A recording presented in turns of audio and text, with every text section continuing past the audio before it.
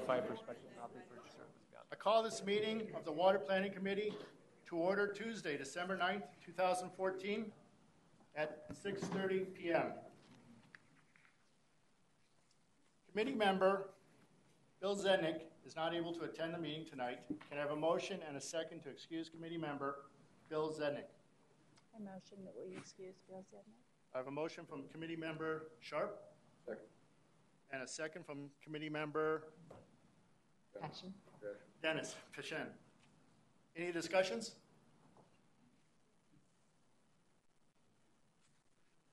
All those in favor? Aye. Aye.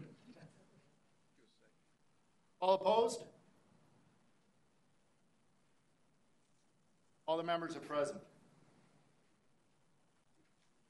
The first item on the agenda is to approve the draft minutes from the regular Water Planning Committee meeting held on October 14, 2014. Can I have a motion and a second to approve the draft minutes? A motion to approve. I have a motion from committee member Adam and a second from committee member Scheid. Item is open for committee discussion. Any comments? Pretty quiet group tonight. All those in favor? Aye. All opposed? Motion carries.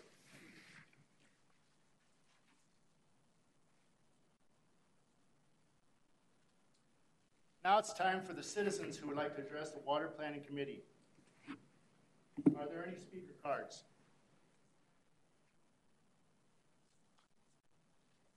Do you have the one speaker card, Chairman? Say that again? Do you have the one speaker card? Are there any other members of the audience who would like to have a speaker card?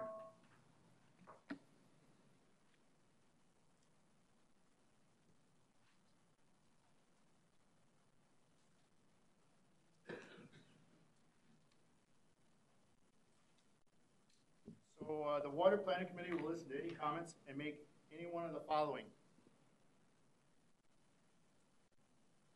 Here, if you'll call the speaker forward, Chairman, respectfully, if you'll call the speaker forward. Jeff Gibbs, please come forward. There you are. Thank you, Mr. Chairman. I'm Jeff Gibbs from Litchfield Park. Excuse me, I'm sorry. One moment, Mr. Gibbs. You need to read your thing. The Water Planning Committee will listen to your two comments and may take any one of the following. Respond to criticism, request the staff investigate and report on the matter, request that the matter be scheduled on a future agenda. Each speaker is limited to 3 minutes. The yellow light and the buzzer will let you know when you have 30 seconds left to speak. Before you begin to speak, identify yourself by clearly stating for the record your name and address. Are we ready? Should I hit the green button? Hi, I'm Jeff Gibbs from Litchfield Park, 4603 North Desert Stream Way in Litchfield Park. Some of you may know me as a columnist in the Arizona Republic. I do a column every Wednesday. Be one tomorrow in the West Valley editions. I'm here with a proposal, a proposition, and I'll make it real brief. You do have a handout that Anna was good enough to pass around, so I can step through it very quickly. I'm organizing a team to participate in a competition called the Water Consciousness Challenge. It's sponsored by a bunch of organizations. There's $100,000 riding on the award. The proposals are due in mid-January, and I'd like to invite you folks to collaborate with our team in the development and execution of our particular proposition. So, again, you can read about the Water Consciousness Challenge. It's the same thing you folks are dealing with. We're going to be running out of water in about 10 years. It's going to be kind of tight. We're going to be impacted by a water shortage in about 10 years. What we're looking at is that also it takes quite a while to develop any meaningful solutions. Anything that's going to really increase the water supply is going to take 10 to 15 years to really do anything. So, again, the Water Consciousness Challenge is about getting folks involved now, not 10 years from now, but now in understanding why we need to develop more water supply in our communities. So our approach is to work through the planning process in each of the communities. You folks just completed your general plan this year. You're starting your water planning on top of that. what we're proposing basically is to bridge the gap between your long-term general plan and your water plan that you're developing now. We feel that there are some things in the water plan which could be further elaborated. And I did have Anna pass around another handout that you should have in front of you there, which is a takeoff from your general plan, which illustrates about 10 or 12 areas where the general plan is talking about water-related impacts, which are not fully expressed or exposed. So the idea is that we would work through some of these in your community plans, not us guys, where this is about your community planning committees, working through these different goals and objectives and exploring the water impacts of these goals and objectives so that you guys can do a better job in your resource planning as you go forward. So again, what I'm interested in, I'd like to have would be a statement of intent from your group to work with us. Again, we don't have the award yet. It will be awarded in February, actually, but I do need to understand, and it would be helpful if I do have some communities that are interested in working with us in the execution of this program. Thank you. Thank you very much.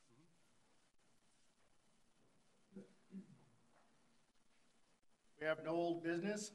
For the new business items, I'll turn it over to our facilitator, Teresa Mekinen? Sorry. That's all right. All right, so we have a presentation for you. Remember at the last meeting, we talked about a lot of things we were going to discuss at the next Water Planning Committee meeting, so we've got a bunch of presentations for you.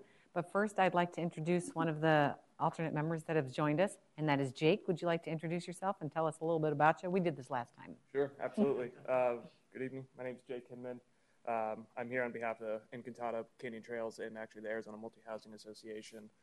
That's the apartment association for about 200,000 rental units statewide. We're here because we're a high volume user.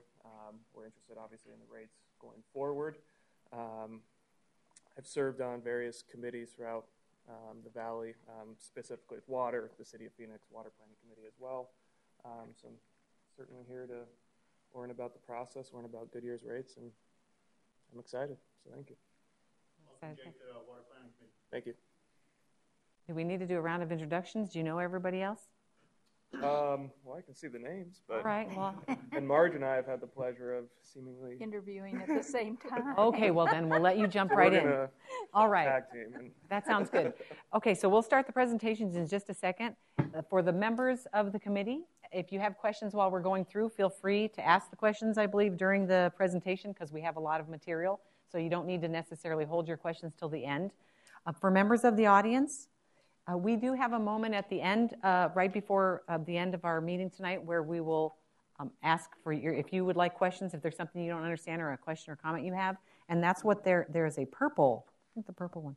Yeah, excuse me, the purple form is, so if you'd like that, we'll have some time at the end after all the presentations are done for your comments or questions. All right, let's see. I think that might be it. And then you have the presentation in front of you. There was a little bleep, as I understand it, when it comes to trying to email some of these documents, and we apologize for that. We're working through that to try and figure out what that is. But since that's the case, we made sure that you had copies of everything that was emailed. So we do apologize, and we're working through that rigorously. Yes, sir, Mr. Wilson. I don't know if I missed it or not. Does Jake need to be sworn in? Oh, I don't know, and that's a good question. He was sworn in during the and all of you went on the tour, right? That's right, I forgot. Was that enjoyable? It was fun. Exciting. Did you learn a lot? Yes. It is very interesting, isn't it? Very interesting. Well, thank you for taking the time to do that because it's important for what your objectives are. Then we'll jump right in, and I believe Mr. Holmes is open, right? I don't think I'm first. Oh, you're not first? Oh, I apologize. I'm sorry, Katie.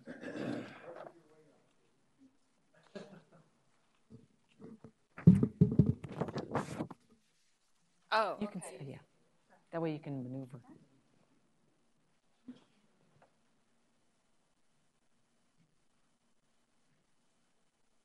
all right. Well, thank you, Chairman and members of the Water Planning Committee. I'm Katie Wilkin. I'm the interim planning manager, and I was the project manager for the Goodyear 2025 general plan update. Since that is our large master plan for the community, we wanted to start the presentation and give you a little information about that plan. It was just recently ratified on November 4th by the voters. 70% of the voters approved the general plan, so we were very excited to see that level of support.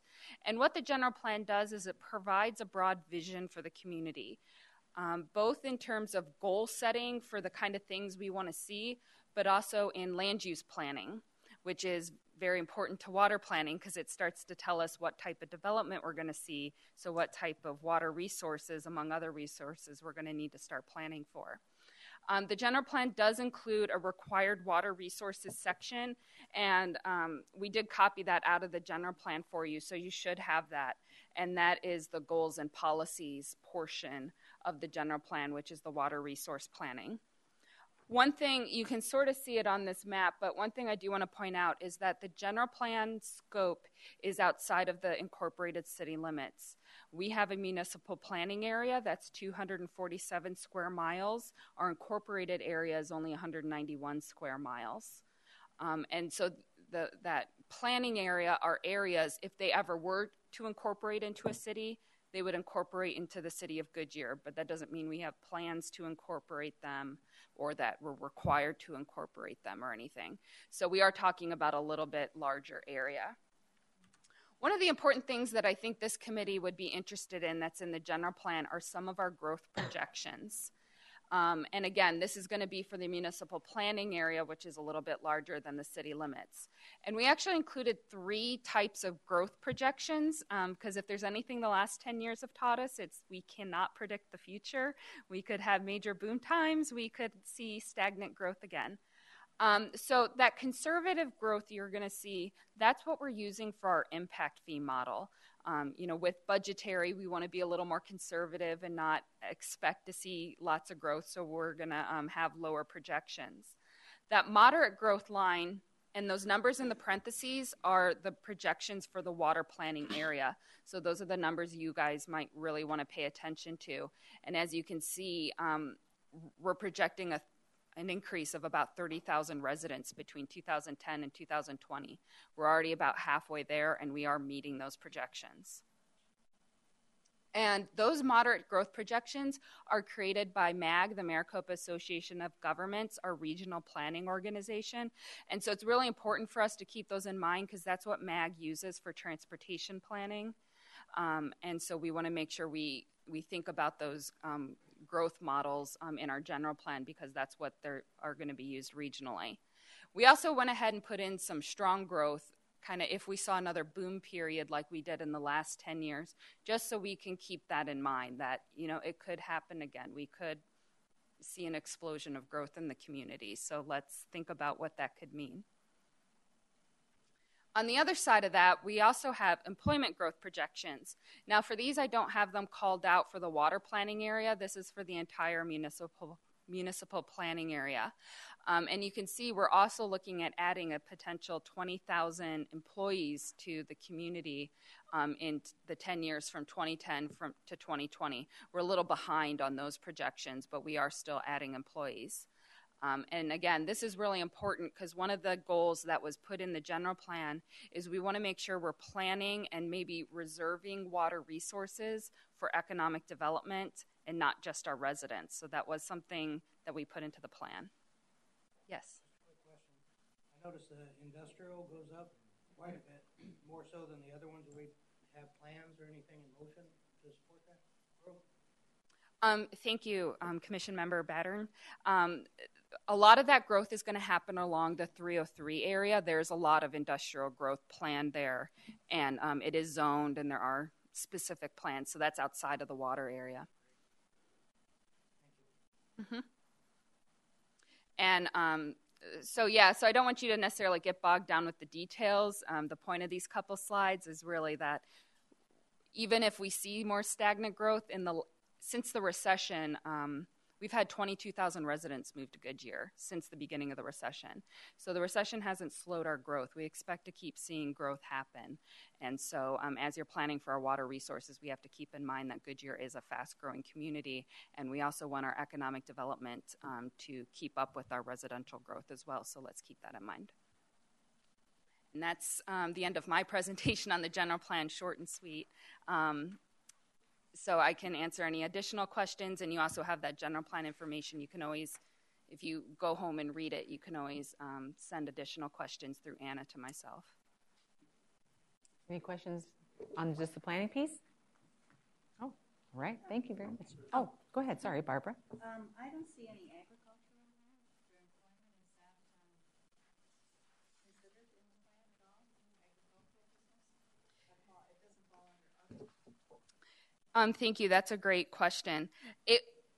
It does fall under the other category. It doesn't say that specifically in this bullet point. And I'm sorry, there's a lot of things the other captures, and what was mentioned here are the major items. Construction jobs are the major items, but it would include some employment on the agriculture. A lot of that employment is seasonal, and these are full-time jobs, so it's not going to capture all those jobs that maybe only be like, a couple months out of the year during harvest times. So those aren't going to be captured, but something like a Duncan Family Farms where there's permanent employees are going to be captured under that other category.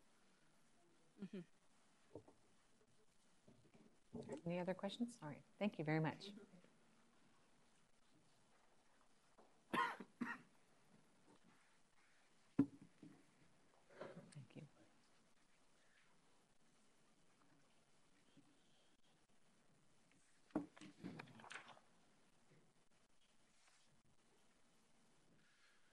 Good evening, Chairman and committee members. It's a privilege to be here tonight. And let me first begin by saying thank you. Thank you for your service on this committee. I know it takes a lot of time, and we really appreciate your efforts and your time here tonight and in the coming nights, I know, as you work on this. I wanted to take a few minutes and tell you about what we've done in our Economic Development Department and the plans that we've gone through to give you a little bit of a sense as to where we think some of the growth is going to come. Katie had mentioned that. Excuse me, can you introduce your name? Oh, yes, I'm sorry. My name is Harry Paxton. I'm Economic Development Project Manager in the Economic Development Department. And so we wanted to spend some time, as Katie talked a little bit about the Loop 303 area, and there'll be a lot of growth there. We know that's outside of our water area, so we'll spend a little bit of time talking about where we think that growth is going to come south of I-10 in our primary water area, and where we think one of our major employment corridors where we think a significant amount of that growth will come. But first, I wanted to tell you a little bit about our process that we went through. We were fortunate to receive a grant from APS, which they covered most of the costs of about a $40,000 study. That we worked with a consultant, an economic development consultant, for about a year. Sorry, I got a little bug in my throat. In with our community, our business community, as well as our mayor and city management. But it was really dominated by a volunteer group of our business leaders in the community. From those that own property in the community. Somebody have a glass of water? Yeah. That'd be helpful.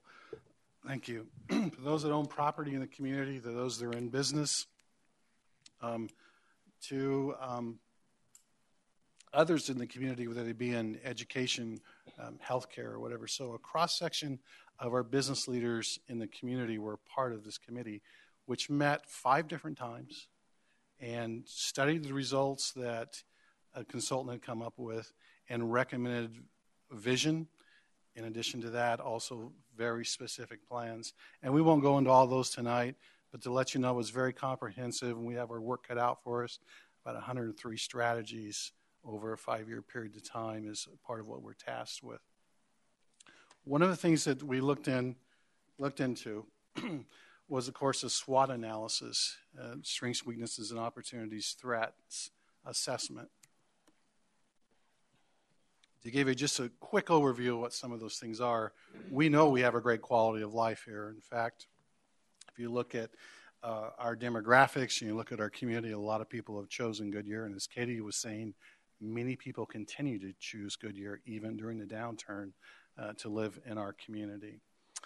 Proximity to transportation systems obviously is a big asset. Our Phoenix Goodyear Airport, the proximity to Southern California, we continue to see businesses come here in several different varieties that are considering our community because of the efficiencies of operating here in Arizona and a short drive to California and back to that West Coast market. An educated workforce, highly educated. In fact, in Goodyear, one of the things it showed was that we're also one of the highest educated workforces and citizenry in the West Valley, which is a real plus for us. And, of course, elected and local official leadership, long-term leadership in our community, set many good things in motion. And then I would also like to add to that volunteers, those that volunteer for committees like this. Some of the weaknesses that you're probably aware of in the West Valley is our image. Also, we have a shortage of what we call pad-ready sites that you can, all the infrastructure is there and you can start building tomorrow. Many of them are zoned, several of them are not, but in many cases we don't have all the infrastructure that we need. To give you an example, north of I-10 we have about 2,000 acres today that's available. Large part of that's owned by one landowner, but there are a couple other different landowners there where property is either designated or zoned today for commercial or industrial uses. South of I-10, just down to the riverbed, there's another 3,000 acres that's available today. Less than about 750 of that is all that's shovel ready, meaning that we've got the backbone infrastructure there, the major streets are in, the major water and utilities and even the private utilities are in at least the major arterial streets. So we have a lot of work cut out for us, so we do have a weakness there. Insufficient and expensive office space. You might be surprised to learn that our office space, because there's not a lot of it, is pretty expensive. In fact, it's above the Phoenix average. But we don't have very much of it, which is one of our challenges. Workforce that commutes out. You might also be surprised to know that in our city, about 92% of those that are in the workforce, and this is not uncommon for the West Valley, about 92% of the workforce in our community that are in the workforce today that live in our community actually commute out and go work elsewhere. We do commute in about 11,000, but we commute about 92% of those citizens that are in the workforce today outside of our community. That is a weakness. It's a challenge, but it also can be a strength, which we're trying to capitalize on some of the ways that we can help employers understand that there are opportunities here to get employees back here working in our community that don't want to get on I-10 every day and go to work. We don't have a distinguishable downtown or city center. That's one of the things, if you know a little bit about our community, that we don't really have. What are some of the opportunities we have? The Phoenix Goodyear Airport is certainly an opportunity, and I'll talk a little bit more about that in a minute. Leverage our military reuse zone and our foreign trade zones. A military reuse zone is a specific targeted incentive provided by the state that reduces property taxes and some other taxes for aviation and aerospace companies, because our airport is a former naval base, a military former naval institution.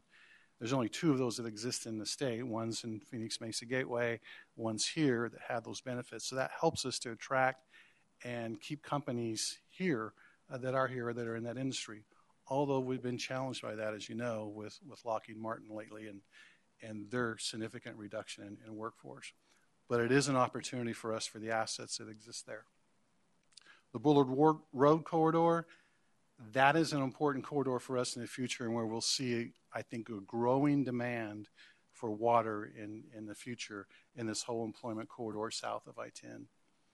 Existing healthcare assets. We're fortunate to have West Valley Hospital, Cancer Treatment Centers of America, and a growing, I think, epicenter for the Southwest Valley of health-related resources for citizens and for businesses.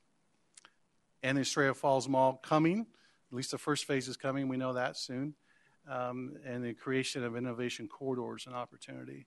But then if we really get to the heart of the matter, what we're talking about tonight is what are those threats? You can see some of those that are listed there. From the perception we're only a warehouse distribution community, and that's something we continue to have to battle. We're much more than that, and our opportunities are much more than that. Intense competition locally, regionally, and nationally, that's always going to be there.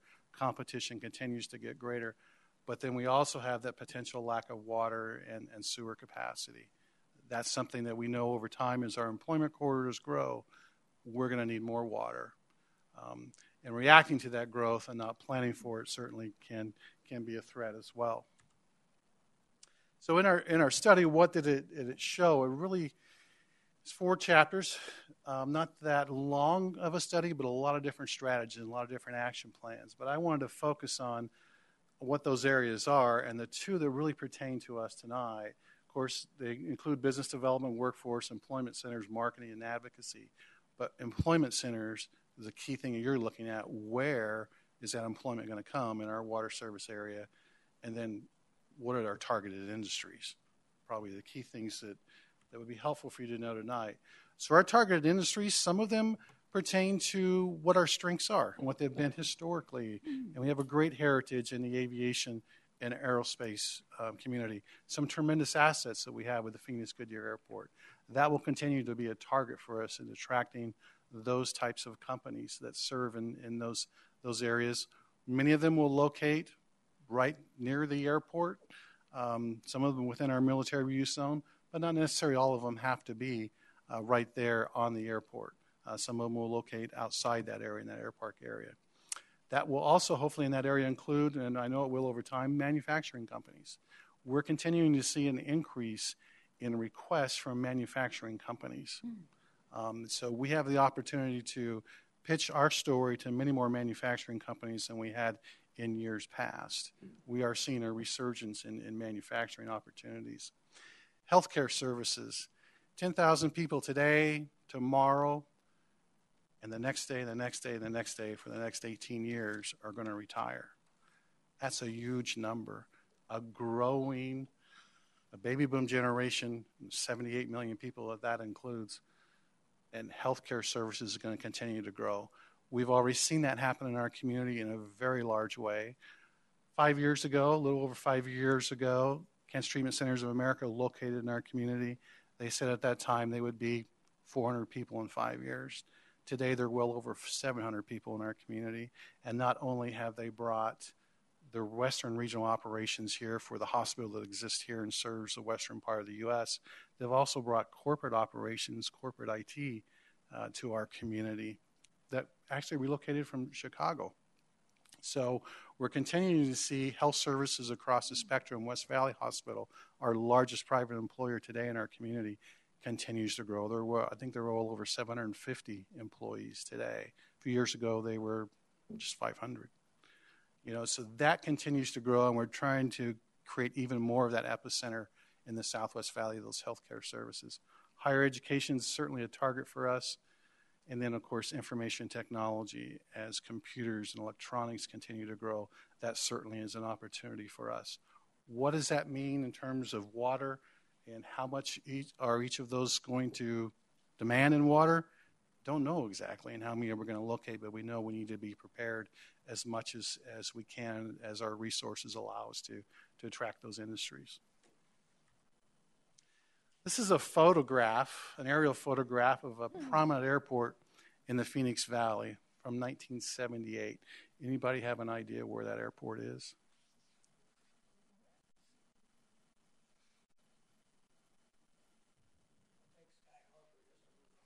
Sky Harbor, okay. Well, it's not Sky Harbor, but that was a good guess. You guess Mesa? Okay, not Mesa. Any other guesses out there? There you go. Scottsdale Air Park area. That is today. So look at it, 1978. Looked a little different, say, in the 90s. Began to really take off in the 90s. In the early 90s, it didn't look a whole lot different than that, a little bit. Look what it looks like today. An employment center of, I think, over 50,000 employees and about 2,500 acres or so. Huge employment center. Now, if you look at our air park area today, that area represents well over 3,000 acres. Scottsdale Air Park area, about 2,500 acres. In fact, if you go further along the MC 85 corridor, we still have an employment corridor over there, MC 85 and Cotton. Is there a restriction against residential, or you see the one up in Mesa? Mm-hmm. They have, I think, Agilent as an airline over there. But we don't have anything here at Goodyear. I know has it. Yeah. Yeah, I wanted to talk a little bit about the airport and what the plan is. The plan is, it certainly is to be more like how Scottsdale Air Park area developed. We're different than Scottsdale Air Park area, and that's primarily and almost solely a corporate aviation environment. Our air park area, on the east side, you can already see some major operations, with Aero Turbine being there. In fact, a little story about them. Just 3 years ago, they were 50 employees. Today, they're well over 300 employees. They continue to grow. Given the length of our airport, 8,500 feet, which is one of the largest in the Phoenix Valley, not very many airports are 8,500 feet long. So that allows us to land the big aircraft there, allows companies like Aero Turbine to provide those major repair operations that they provide. On the west side of the airport, on the other side that's undeveloped, where you see a lot of the planes parked today, that's where you will see more of the corporate aviation develop in the future. Do you have a question? Yes. Is there any restrictions because of Luke? Do we have air restrictions because of Luke? There certainly are some restrictions, and that's one of the things that causes airspace congestion if you're talking about something like Allegiant Airlines coming here. So the plan for our airport is not to have that kind of passenger service. Charter service, surely. Probably more major repair operations on the east side as it is today, and more of that corporate aviation environment that you see like in Scottsdale Air Park area on the west side in the future. So it will be kind of a blend in the future of that air park area. So that's the plan for the airport. It's not also to have major transportation and logistics in terms of air cargo. That's not also the plan either. Part of the reason for that is obviously it's fairly close to a neighborhood, given the historic area of Goodyear. And then over, west of Estrella also, we have neighborhoods also. So that's the plan for the air park area in terms of how it will is planned to develop out. I asked a prominent real estate expert some time ago what was his impression about our airport area and how would he define it. He said one of the most intelligent and probably truthful things that I've heard in some time about our airport and how we're thought of. And he says it's misunderstood. Today, a lot of people think it's a boneyard, that you have planes parked out there, that most of them are not airworthy. Most of those planes are airworthy. They're just parked there for a period of time. Some of them are not, and some Aero Turbine takes the parts off, and then eventually the plane gets chewed up and recycled. But many of them are airworthy. Over time, we think it will develop much like what you see here. And so there will be a growing demand in that area for water. Some of it could be office, some of it will be, there'll be some warehouse. Will probably be more bigger buildings than what you see at the Scottsdale Air Park area in terms of we'll have some warehouse given our proximity, but we're not going to be dominated by that, and especially in this corridor as we protect it by zoning and certain types of land uses. Well, as we saw earlier, we talked about population growth. Growth is also, we're going to be looking at what type of companies we're going to bring here. A lot of these manufacturing companies that you have listed here, some being high technology, are not looking for having a manufacturing plant here to drive all the way to Phoenix to have their folks fly to China, Singapore, wherever it may be to repair units. Goodyear Airport would be that opportunity, but it sounds like that's not. That's what I'm hearing. No, it's going to be that. It's not going to be the airport where charter flights, certainly. Our corporations today will use this airport, but in terms of Allegiant, something like Allegiant Airlines coming in, yeah, that's not the plan for the airport. With the Super Bowl coming in, a lot of planes are going to be landing here with the teams and stuff that are coming through. I think the plan is for a lot of corporates to land at the Goodyear Airport instead of the Scottsdale Airport because of its close proximity to the fluids.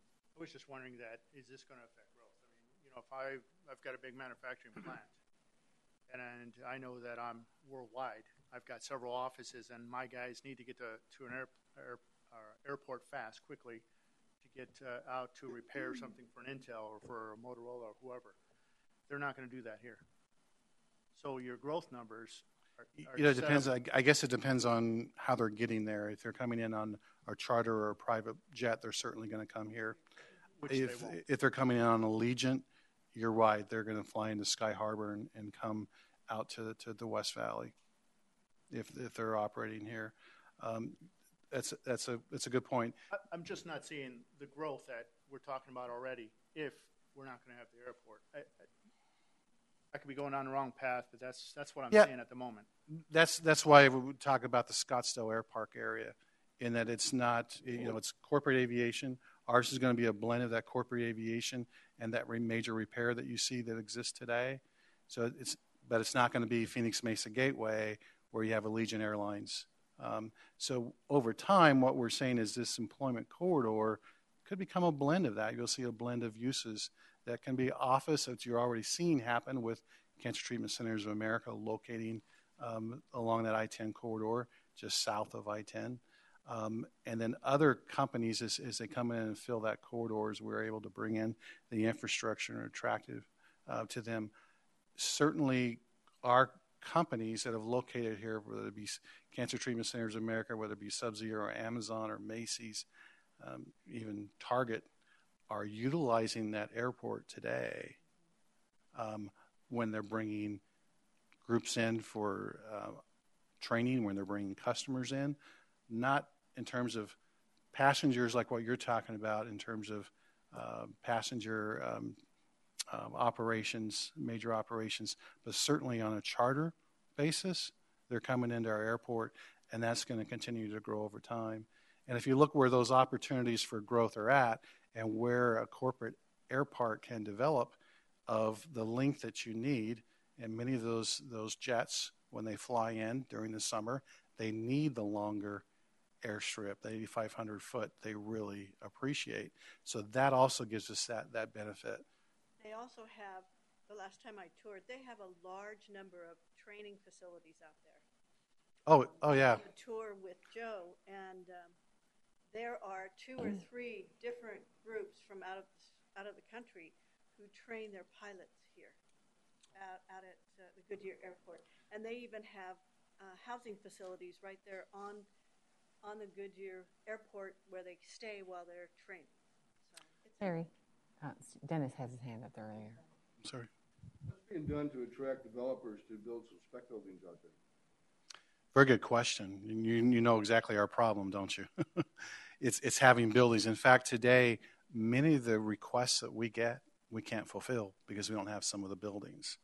If you look at the building and the vacancy today in the Phoenix market, we're still a little bit above a spec market.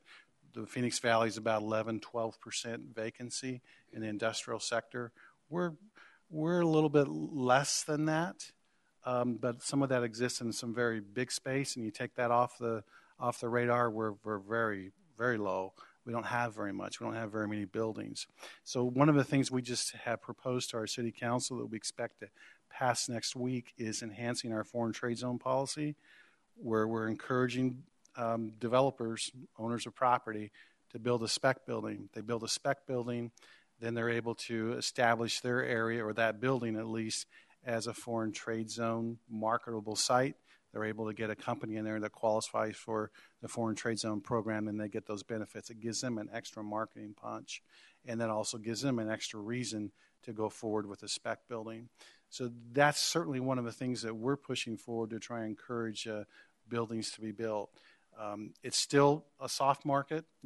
Developers are still cautious about that. We'll give them a 3-year window to do that and to get that built. A 5-year window to get a company, qualified company in the facility to take advantage of those benefits. So you're exactly right. That's one of the challenges that we have. We have very little product today to meet some of the needs. The good thing is that many of the requests that are coming out recently are requests for ground-up construction.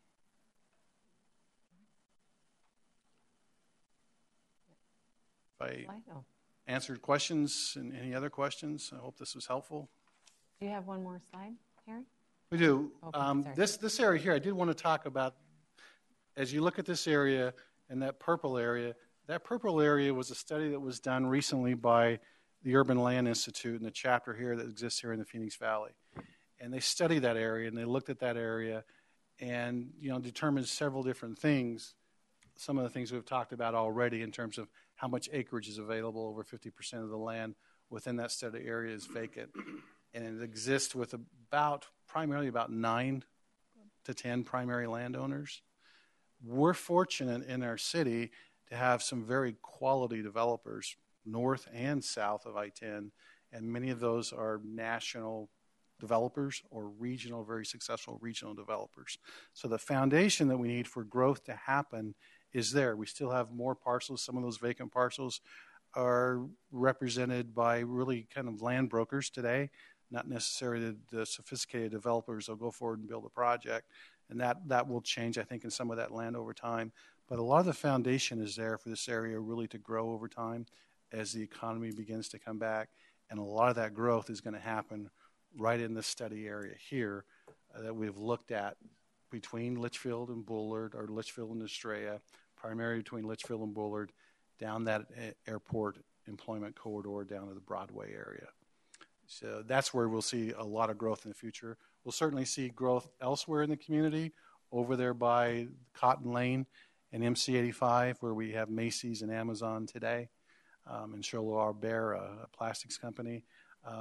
We'll see more growth over there, but the largest area for growth certainly will come in this corridor right by the Air Park area.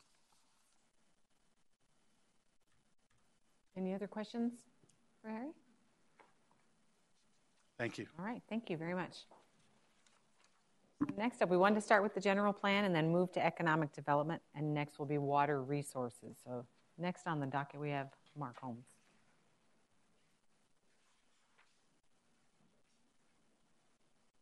Mr. Chairman, members of the committee, thank you very much. And again, I'd like to echo what Mr. Paxton said. Thanks for your service. Appreciate your time, and a lot of time here with studying these various complex items and issues. So thank you. I'm Mark Holmes, by the way, Water Resource Manager for the city. We already met, though, on the tour and got to know each other very well. So, again, hope that was an enjoyable experience. I have quite a few slides to get through, and we're going to cover at a very high level on most of them, but there's a lot of issues I want to bring to your attention. Please stop me anytime with questions you have. Try and address them right there on the spot if I can. The topics we're going to cover, we're going to look at just real briefly the city's geographic location within the Phoenix Valley. We're going to look at some hydrogeologic settings. The designation of assured water supply, we're going to touch on a little more detail. That is the requirement to actually have approvals for subdivision and selling lots. So we're going to touch on that. We're going to talk about the city's current water resource portfolio, what that consists of and the importance of that. We're also going to look at historic and future projected water demands, which I'm sure you're interested to see. And we're going to also, you probably have read a number of headlines or seen them in the newspaper from all the way from New York Times, all the way to the LA Times or the LA newspapers across the nation, the Colorado River and its shortages and projections and what implications that has on the city. So I do want to touch on that. It's a very important issue of how we prepare for long-term drought. And then lastly, we'll touch on recharge, sustainability, and again, drought preparedness. What can we do to prepare for potential long-term drought? We've already been in a drought for 15 years. So just real briefly, the geographic setting. This is a map on the left by the State of Arizona Department of Water Resources showing the Phoenix Active Management Area. It's an area identified long ago that have what's considered overdrafting, which is a term basically describing that historically there's been more groundwater pumped than what's being put back into the ground. So the state declared this an active management area, which requires higher regulatory oversight by the state.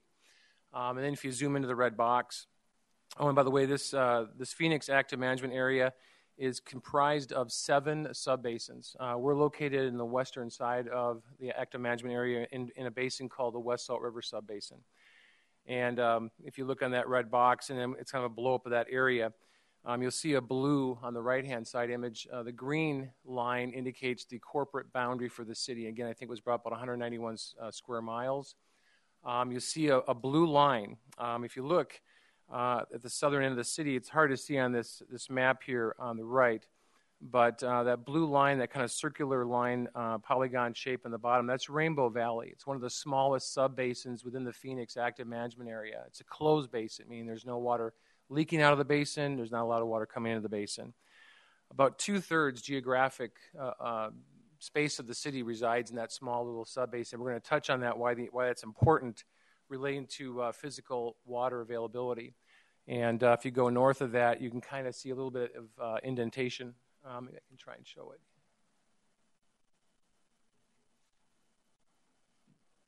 Right here is the Gila River, and of course right up here you can see a little outline. That's I-10. So we have this high growth area north of I-10. We have what we call the central planning area from the river in this vicinity up to I-10, and then everything to the south.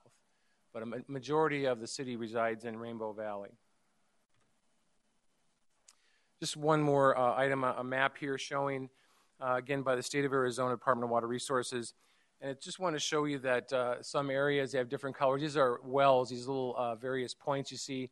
Again, going back to where the city of Goodyear is located here, the yellow indicates that when they measured the water table elevations from about 1991 through 2 all the way to about 2002, 2003, that there were measurable water declines. So there is water declining somewhere between, it's not extreme. Yellow indicates it's, there's between 1 to 15 feet of decline. So it's nothing like 100 feet. It's just, there is decline. And again, just going back, we have irrigation districts that within the city that do pump quite a bit of water.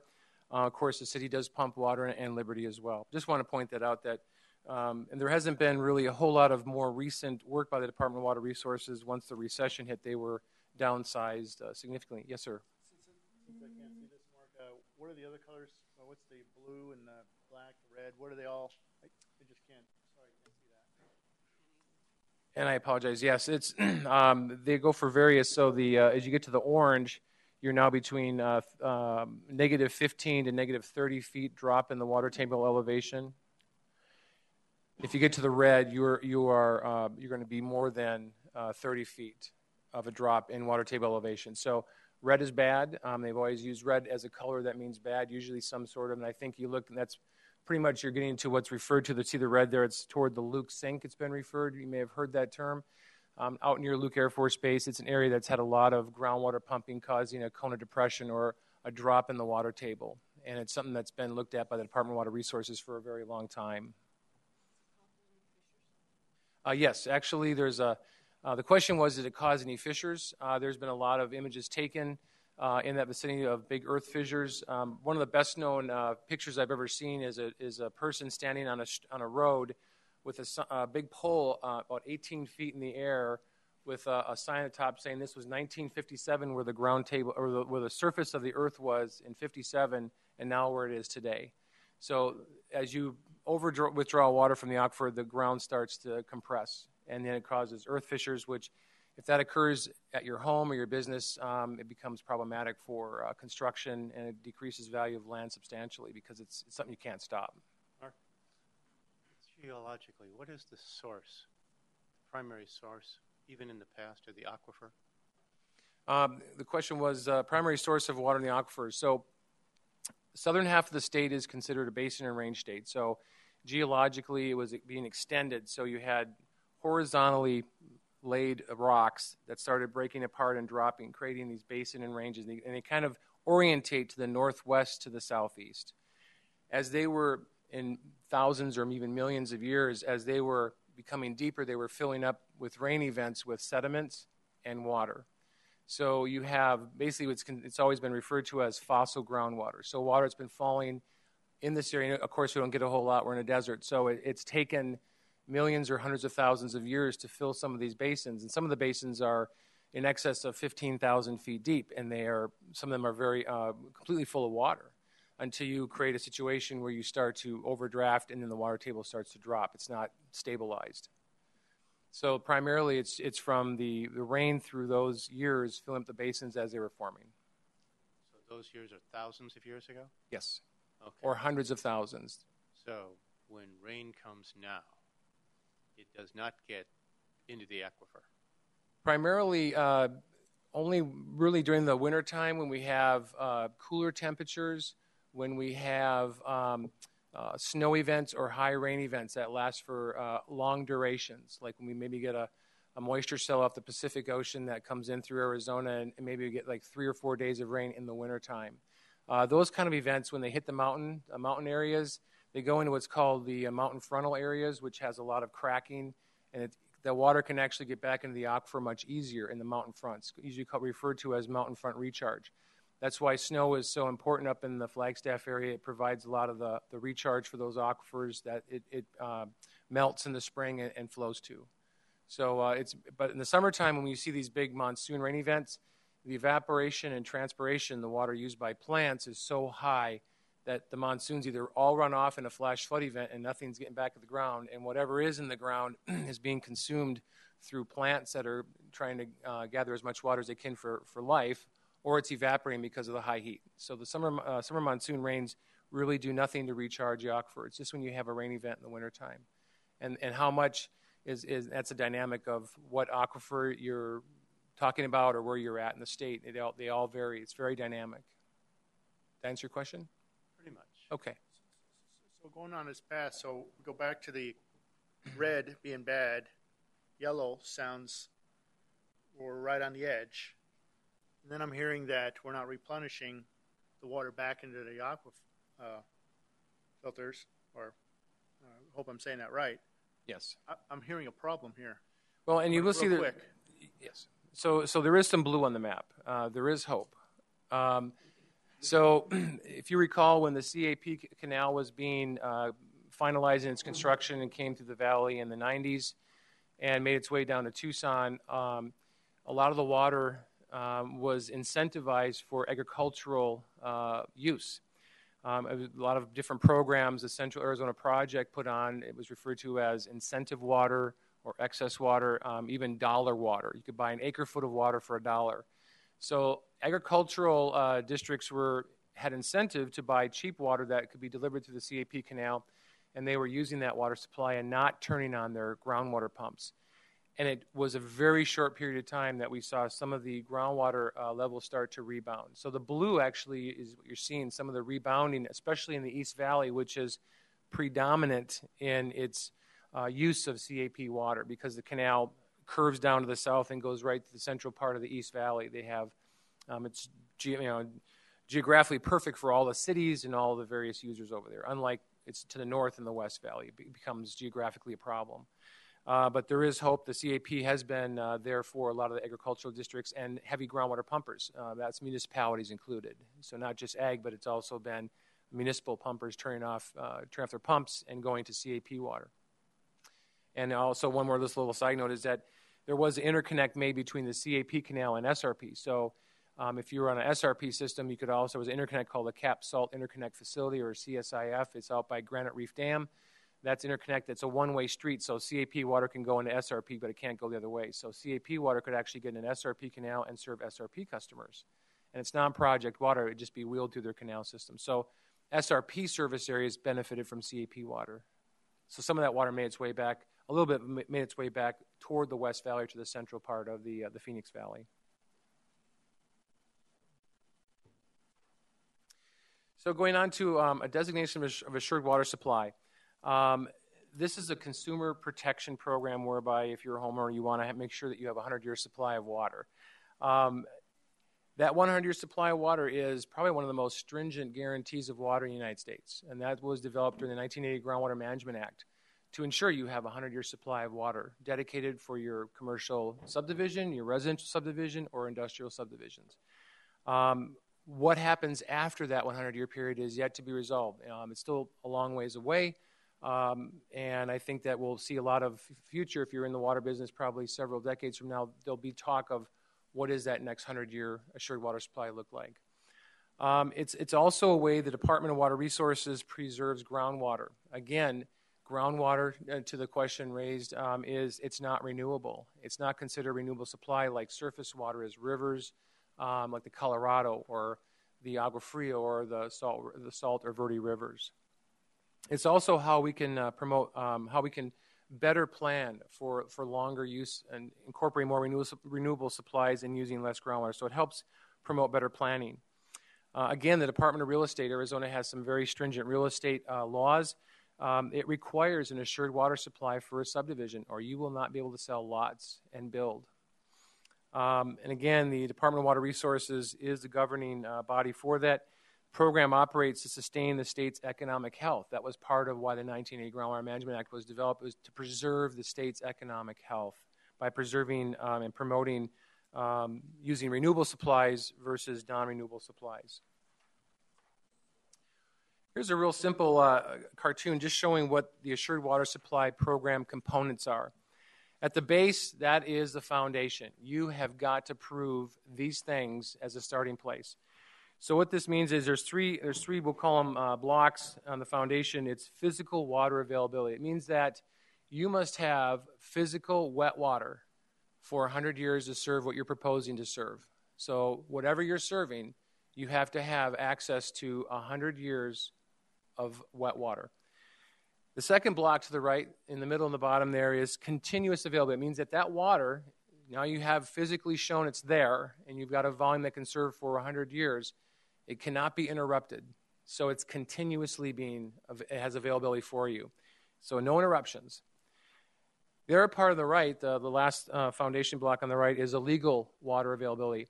What that means is that you may have all the wet water in the world underneath your property or underneath your city, but if you don't have the legal withdrawal authority, you can't touch it. Mark, this has been puzzling me for about 45 days now. The 100-year plan. It says the water's available.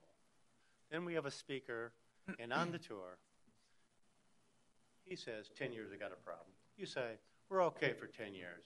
Then we probably have a problem. And then we put the committee together because we think we have a problem. But then we talk about that we've got this 100 years water supply. I can't get my hands around the different definitions because there seems to be a real disconnect between whatever that definition is and why we're here and what you said on the tour. Well, I think I'm going to answer your question. I'm going to probably break it down one piece of it right now for you. I think some of my slides are going to address more of your questions. It's a great question. Just to let you know that the 100-year assured water supply, so let's say that a final plat's approved today, and they're going to go out and start building it, and they've got the 100-year assured water supply. It means that we're going to serve that subdivision for 100 years. They've fallen into the city's portfolio if they're within the city. We've accounted for the volume of water for 100 years of use, and we have to lock that aside. It doesn't mean that we have 100 years of future growth of water. So everybody who we're serving, we call existing customers or existing demands. Those are everybody who has built from the start of the city to today. We've guaranteed a 100-year assured water supply. We're going to serve them for 100 years, and we've guaranteed that. But it doesn't mean we have a 100-year assured water supply for everybody in the future.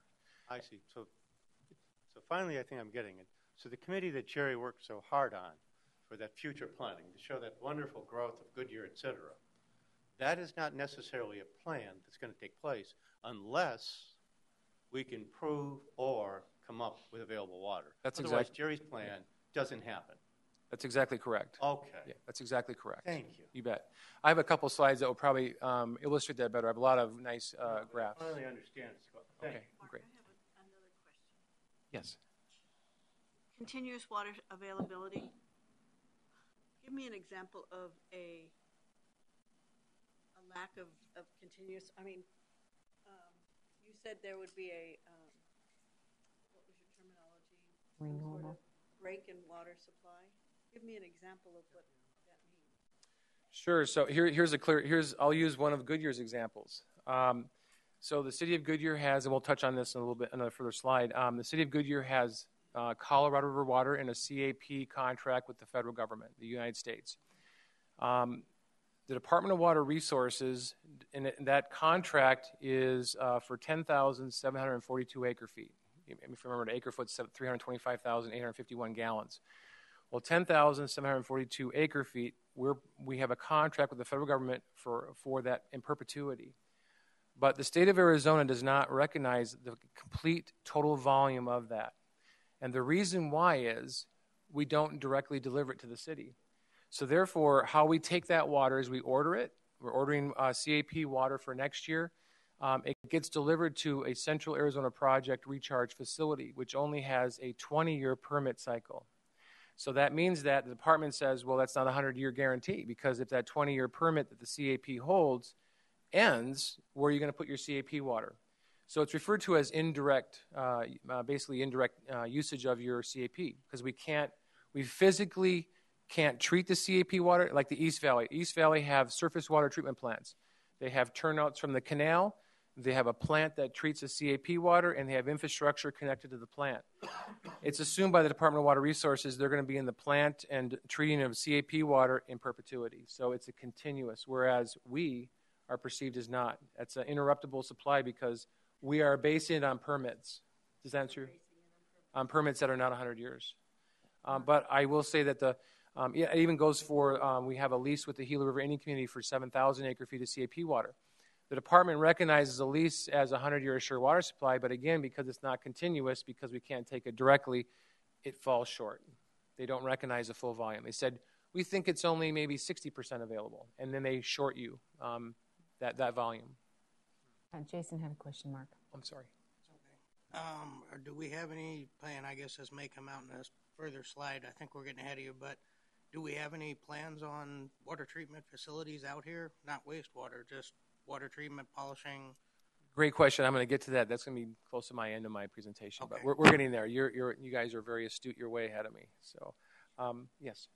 And the CAP is the low man on totem pole when it comes to water, right? Absolutely. I'm going to show you what that looks like. I'm going to give you. I have some great visuals that you'll be able to keep as reference points when you hear about future shortages that are coming. So, those are the main. Those three built foundation there. You have to show that.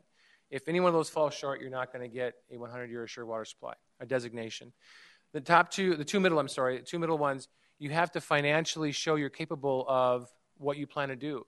Pumping water from the ground, CAP, whatever it may be, you have to show the financial wherewithal. And also, if it's poor quality water or whatever the water quality is, you have to show you have the ability to treat that water for the proposed uses. So that means that it has to meet, if it's potable water, you have to show that you can meet potable water.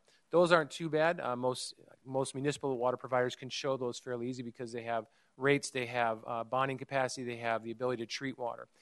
And lastly is the management plans and goals. On the very top, again, we're in the Phoenix Active Management Area. The water that if you meet those goals, meet all of those five building blocks, the top one is you have to show that you're going to conserve that water. So you have to show that the usage of that water is going to meet their conservation goals.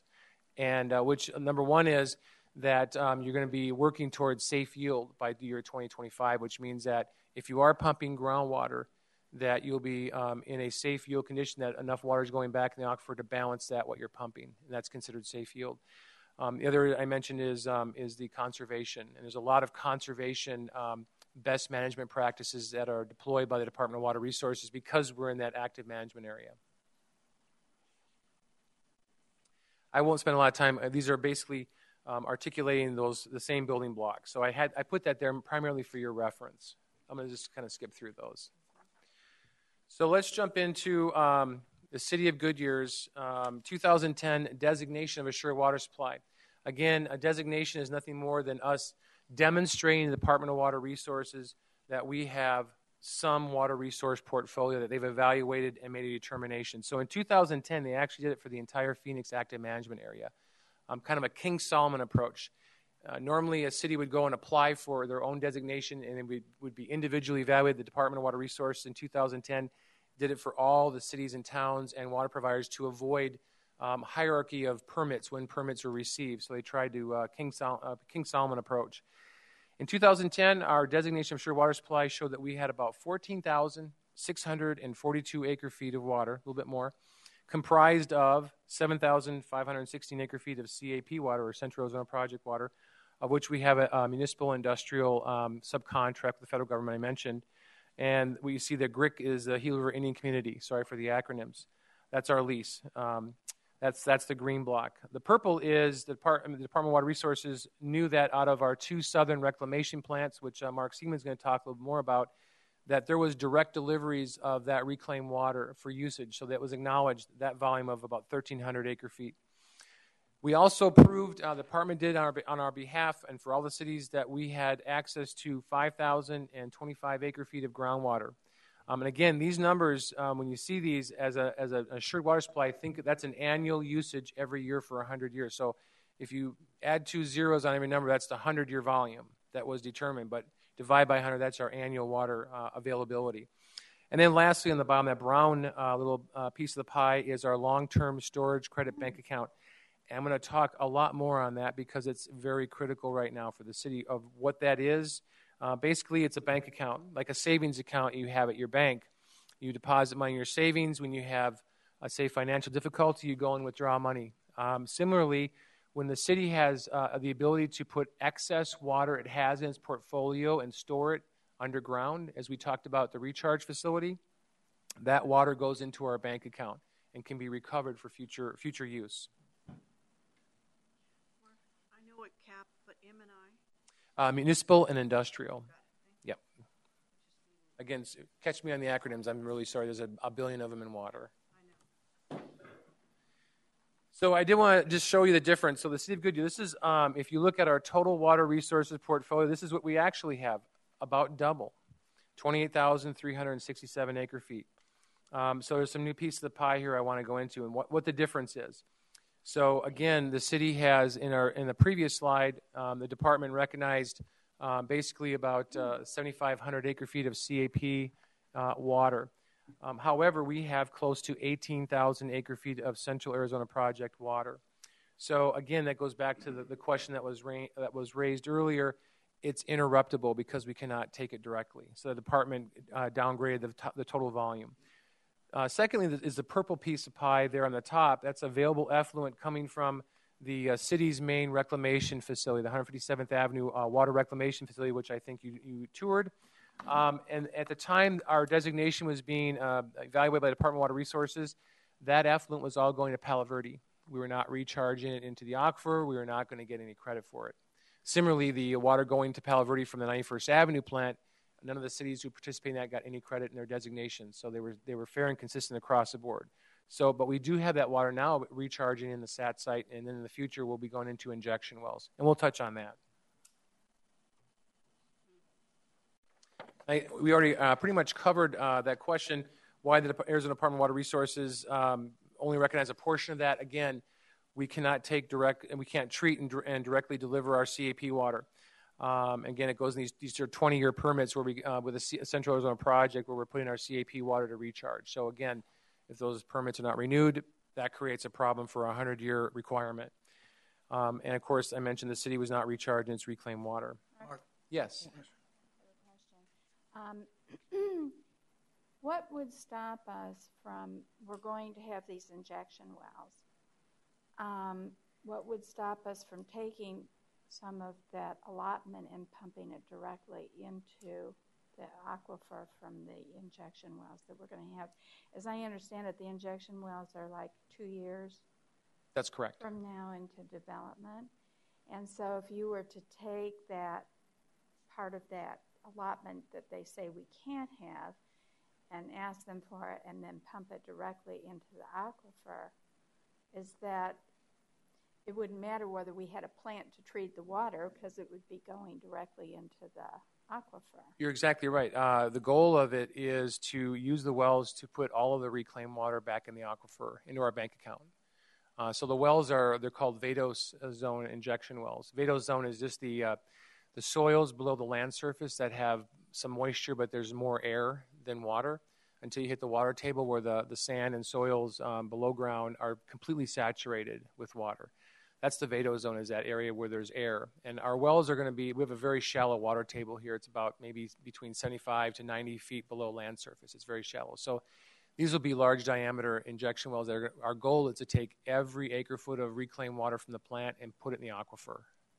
Okay, and get credit for it. Reclaimed water. Yes. What about cap water? Can't we get the cap water and pump it directly in without having paying for an expensive treatment plant? Great question. Another great question.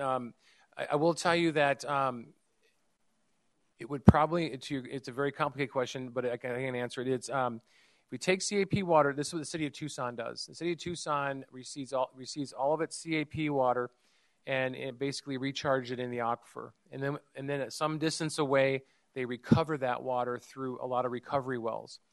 I will say that here in the aquifer below the city of Goodyear, I would call it fairly poor quality because it's high in various constituents, or they refer to as total dissolved solids, which could be salts. It's got arsenic in it. It's got a lot of other things in that has to be treated. The CAP water is actually a much higher quality water as you compare that to groundwater. So it actually would be cheaper to directly treat it and deliver it to the city, even though the capital cost may be high versus recharge and recover, because then you have to go through a much more expensive treatment process to remove more things from the groundwater than you would at the CAP plant. We've done some initial calculations. They haven't been verified, but we've looked at the commodity cost between what it takes to run per acre foot at the CAP treatment plant that exists today at EPCOR.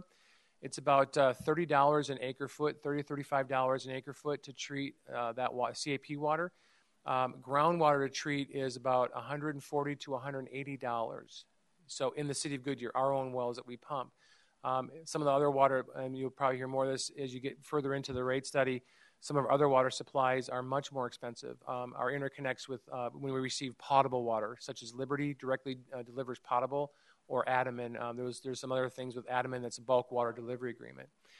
But I think it's cheaper, just from a commodity cost and treatment standpoint, cheaper to treat that water and directly deliver it. However, your point is well valid. If we aren't taking all of our CAP water and able to treat at the plant, then maybe it takes 20 years to get the capacity built at the plant before we can take most of our volume and then deliver that.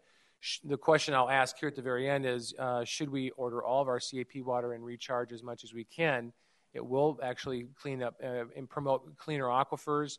It will allow us to put more water in that long-term storage credit bank account. So your point is right on, but it's a dual story.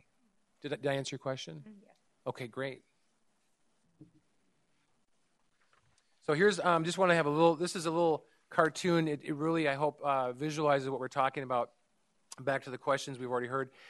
So think of this as a cross-section of the aquifer.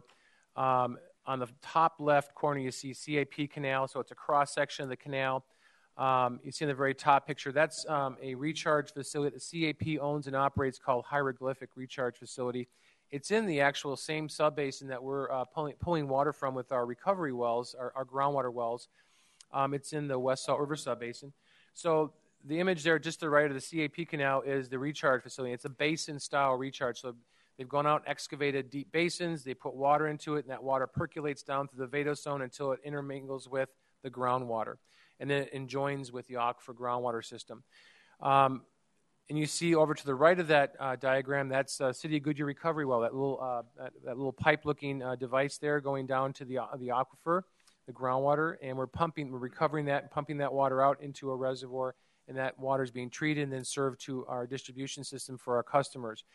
But between the CAP facility and the recharge, the aquifer is the conduit.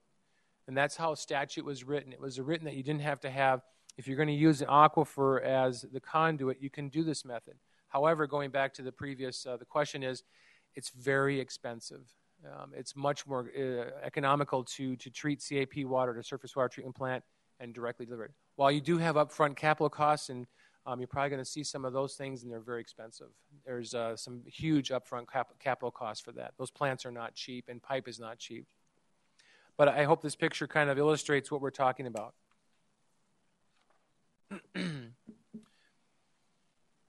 So physically and continuously available water. So based on our new proposed designation of assured water supply, so recently we've hired a consultant, Brown & Caldwell. They came on board and updated and actually created what the department took in 2010, which is a groundwater model.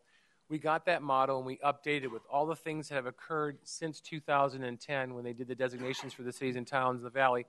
We had to use that valley-wide model, update it, and then one of the goals is going back to that designation, what's physically available for the city, what's continuously available for the city, and what's legally. The first two hurdles, again, is the physical availability, that volume of wet water physically here within Goodyear, and what's continuous. This groundwater model showed that besides other assured water supply holders, and those are landowners within the corporate boundary of the city that actually have locked up groundwater through something the Department of Water Resources authorizes, and they're called certificates of assured water supply, or they're an analysis of assured water supply. And basically, they have the ability to lock up groundwater for their future developments, and there are several within the city. So you cannot count that water. It's a 100-year assured water supply for those landowners. So we have to exclude that from our groundwater model. When we did that, it showed that basically right now, as of today, there's about 25,000, a little bit more than 25,000 acre feet per year of physically and continuously available groundwater. So that's actually looking south of I-10. Remember, north of I-10 is a private utility, Liberty Utilities. But this is looking south of I-10 all the way out into Rainbow Valley within our corporate boundary. And what it showed us is that Rainbow Valley has a very small volume that's physically available on top of what's been locked up. You had a question. Out of the, 25,000 acre feet, do we have a number on approximately how much we burn through on an average basis, let's say, with the current residents that we have here? Yes, we're approaching right now. The question was, what's our current demand and what that acre foot number is. We're approaching right now 10,000 acre feet. We're going to probably in 2015 or 2016 we're going to exceed the 10,000 acre foot. In 2013 we hit about 9,300 or so acre feet, and we've been. I'm going to show you a trend map here, graph that will show you that we're increasing about between 500 and 600 acre feet per year. So we are growing, and you're going to see when we start to grow again and how fast. So basically, again, that just shows the wet water. So I want to make this point very clear again because this is a very complicated aspect, and these have been great questions. We have access to wet water, and that's what our model is showing. That's what we want the Department of Water Resources to give us credit for, that we have access to wet physical water under the city corporate boundary. However, in 1980, the Groundwater Management Act dictates that if you pump groundwater, you must replenish that groundwater. So what it means is that while we have access to groundwater, we still have to have a legal, renewable water supply to replenish what we pump. So just remember, there's two components to this. What you have available to you that you are able to pump, but you still have to replenish it. And that usually comes in the form of a renewable supply, such as CAP or other renewable water supplies. You're reclaimed. So I think going to your question, Mr. Vice Chairman, is this is a historical graph showing the demands, the annual water demands for the city of Goodyear. In 2002, on the bottom there, you'll see the years 2002 through 2012, and acre feet on the left vertical column. And you see that from 2002 through 2007, we were growing pretty rapidly. We were increasing our water demands every year, and suddenly the recession happened in 2006 and 7, and we pretty much stagnated until about 2010, when we started going back to pre-recessional water demand increase trends again. So this will let you know that that's historically what we now see up to 2012. Where is that water going? This is an important component here. Again, where is water going? On the next slide, it's 50% is going to residential consumption, 14% to commercial, 24% is commercial irrigation. That would be the HOAs, that would be the community parks, those types of large turf facilities that get an irrigation, a commercial irrigation. These are the schools, all that turf out there. They fall under a commercial irrigation user classification. Very small industrial, 3% going industrial. And then lastly, municipal uses, various municipal uses is 9%. One of the main points I want to show you here is that of all the water demands going to the city, between 50 and 60% of it is going for outdoor water use, which is a single one-time use, and it's gone forever. We get about, on average, 40% of the volume that we serve back through our reclamation plant able to recharge. So 60% right now is kind of the average. Can you go back and say that again? I just missed that. Of all of our annual water demands, between 50 and 60% is used outdoors for landscaping primarily. You mean the whole package here? Yeah, primarily primarily the commercial irrigation. The commercial does have landscaping requirements. The residential, industrial may have a little landscaping, but primarily it's going to be used for probably more industrial. It might be cooling, might be industrial process, and then lastly, municipal. There is some municipal, but anything big with municipality would fall under commercial irrigation. But of the total volume, so right now, if we're approaching, let's just say it's 10,000, we're approaching 60% of that is going for outdoor water use, which means it's a one-time use. It becomes evaporated and consumed by the outdoor uses, and it's gone.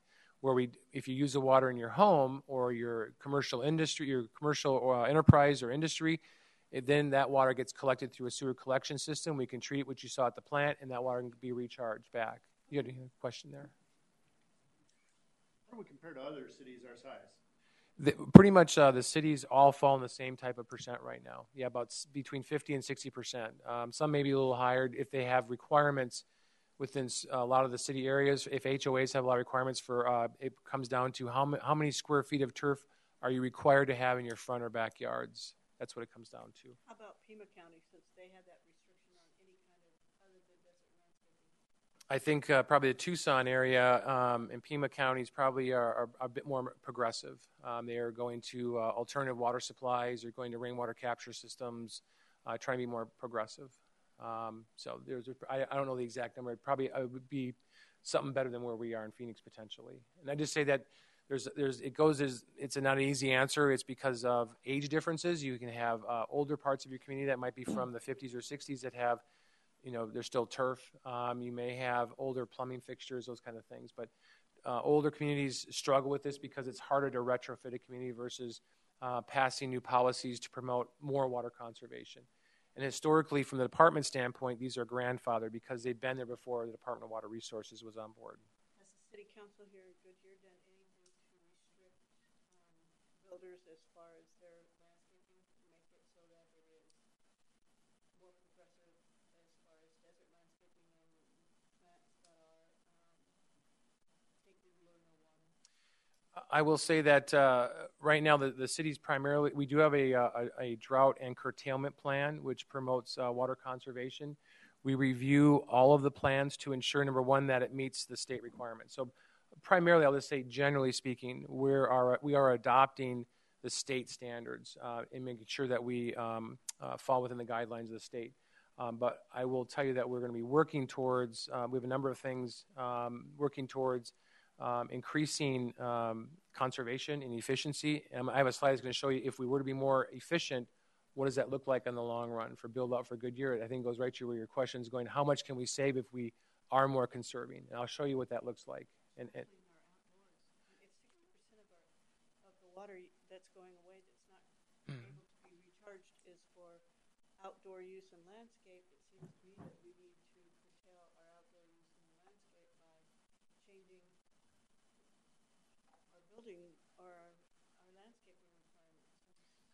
This is a very dynamic question because you still want to have you want to do exactly what you're saying. At the same time, you still want to have quality of life and a beautiful community. Correct? I know. I live in a subdivision where the requirements are 60% of your front yard has to be in grass. Yes. Vice Chairman Battern had a question. Just to be clear, this Goodyear water demands chart that you're presenting is potable water. That's correct. Doesn't have anything to do with... That's correct. That's potable water. Because there are other cities who have used local cities that encourage the water reuse that comes out of the back of the plant to be used for irrigation because it has lower standards that it has to meet. So direct delivery of reclaimed water. Right. They're using it for landscaping and obviously being monitored, but it is held at a lower standard for what's acceptable because it's being used in that fashion only. Have we looked at that as a possible solution as well? Like golf courses. Yes, ma'am. You are way ahead of me again. I have a slide that I'm going to show you of a philosophical approach the city's adopted through work sessions with the council on trying to get away from what's referred to as purple pipe direct delivery. And why would we do that? A lot of cities, again, we kind of talked about the tour, which was back in the 70s. What came out of the back of the reclamation plant was nuisance, right? So give it to the golf courses, free or cheap. Give it to the HOAs or whomever can take it. But as time has progressed, that value has now increased. And I threw out the number about $200 an acre. It's equivalent basically to CAP water because you can either use your reclaimed water if you recharge it to use as replenishment, or you can order CAP water, and they hold the same value. Mark, I'm going to move you forward. The back of our plant is Class A, right? Yes, Class A+. Okay. Yes. Other question? Mark, just have you got a feel for what landscape water, what water goes into landscaping that's misdirected, misused? That is a great question. Let's say there's probably a vast majority that we're overwatering. It comes down to, I won't spend a lot of time, but I can answer pretty quick. A lot of it is wasted. It comes down to, you get a brand new landscape, your landscape contractor has your drip system set up for water intensive use because your plants are getting established. It's never touched again. You're overwatering your plants in perpetuity. Or you have a leak in your irrigation system that you never see, and you wonder why your water bill is so high. So there's a lot of leaks that occur. Irrigation systems are prone to leaks, especially with the thin black plexi line irrigation lines that are underneath, usually that the weed cover on, and you have rocks on top. They're prone to getting holes in the rocks, especially if you walk on top of them, and that can happen. So leaks are a problem, and it comes down to, beyond the meter, we don't govern the leaks. It's up to the homeowner or the user to govern that. But we do get involved if someone they were gone on vacation and their water bill maintained something very high in the winter and they didn't have an irrigation system on, they'll call us, and we do have what's referred to as an HIC, home irrigation checkup. So we'll send somebody out there. We'll turn the meter off and we'll evaluate what's going on. Everything's shut off in the house. Meter's still running.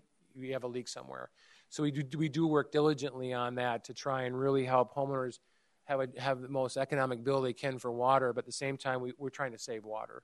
But a lot of it is due to waste through leakage.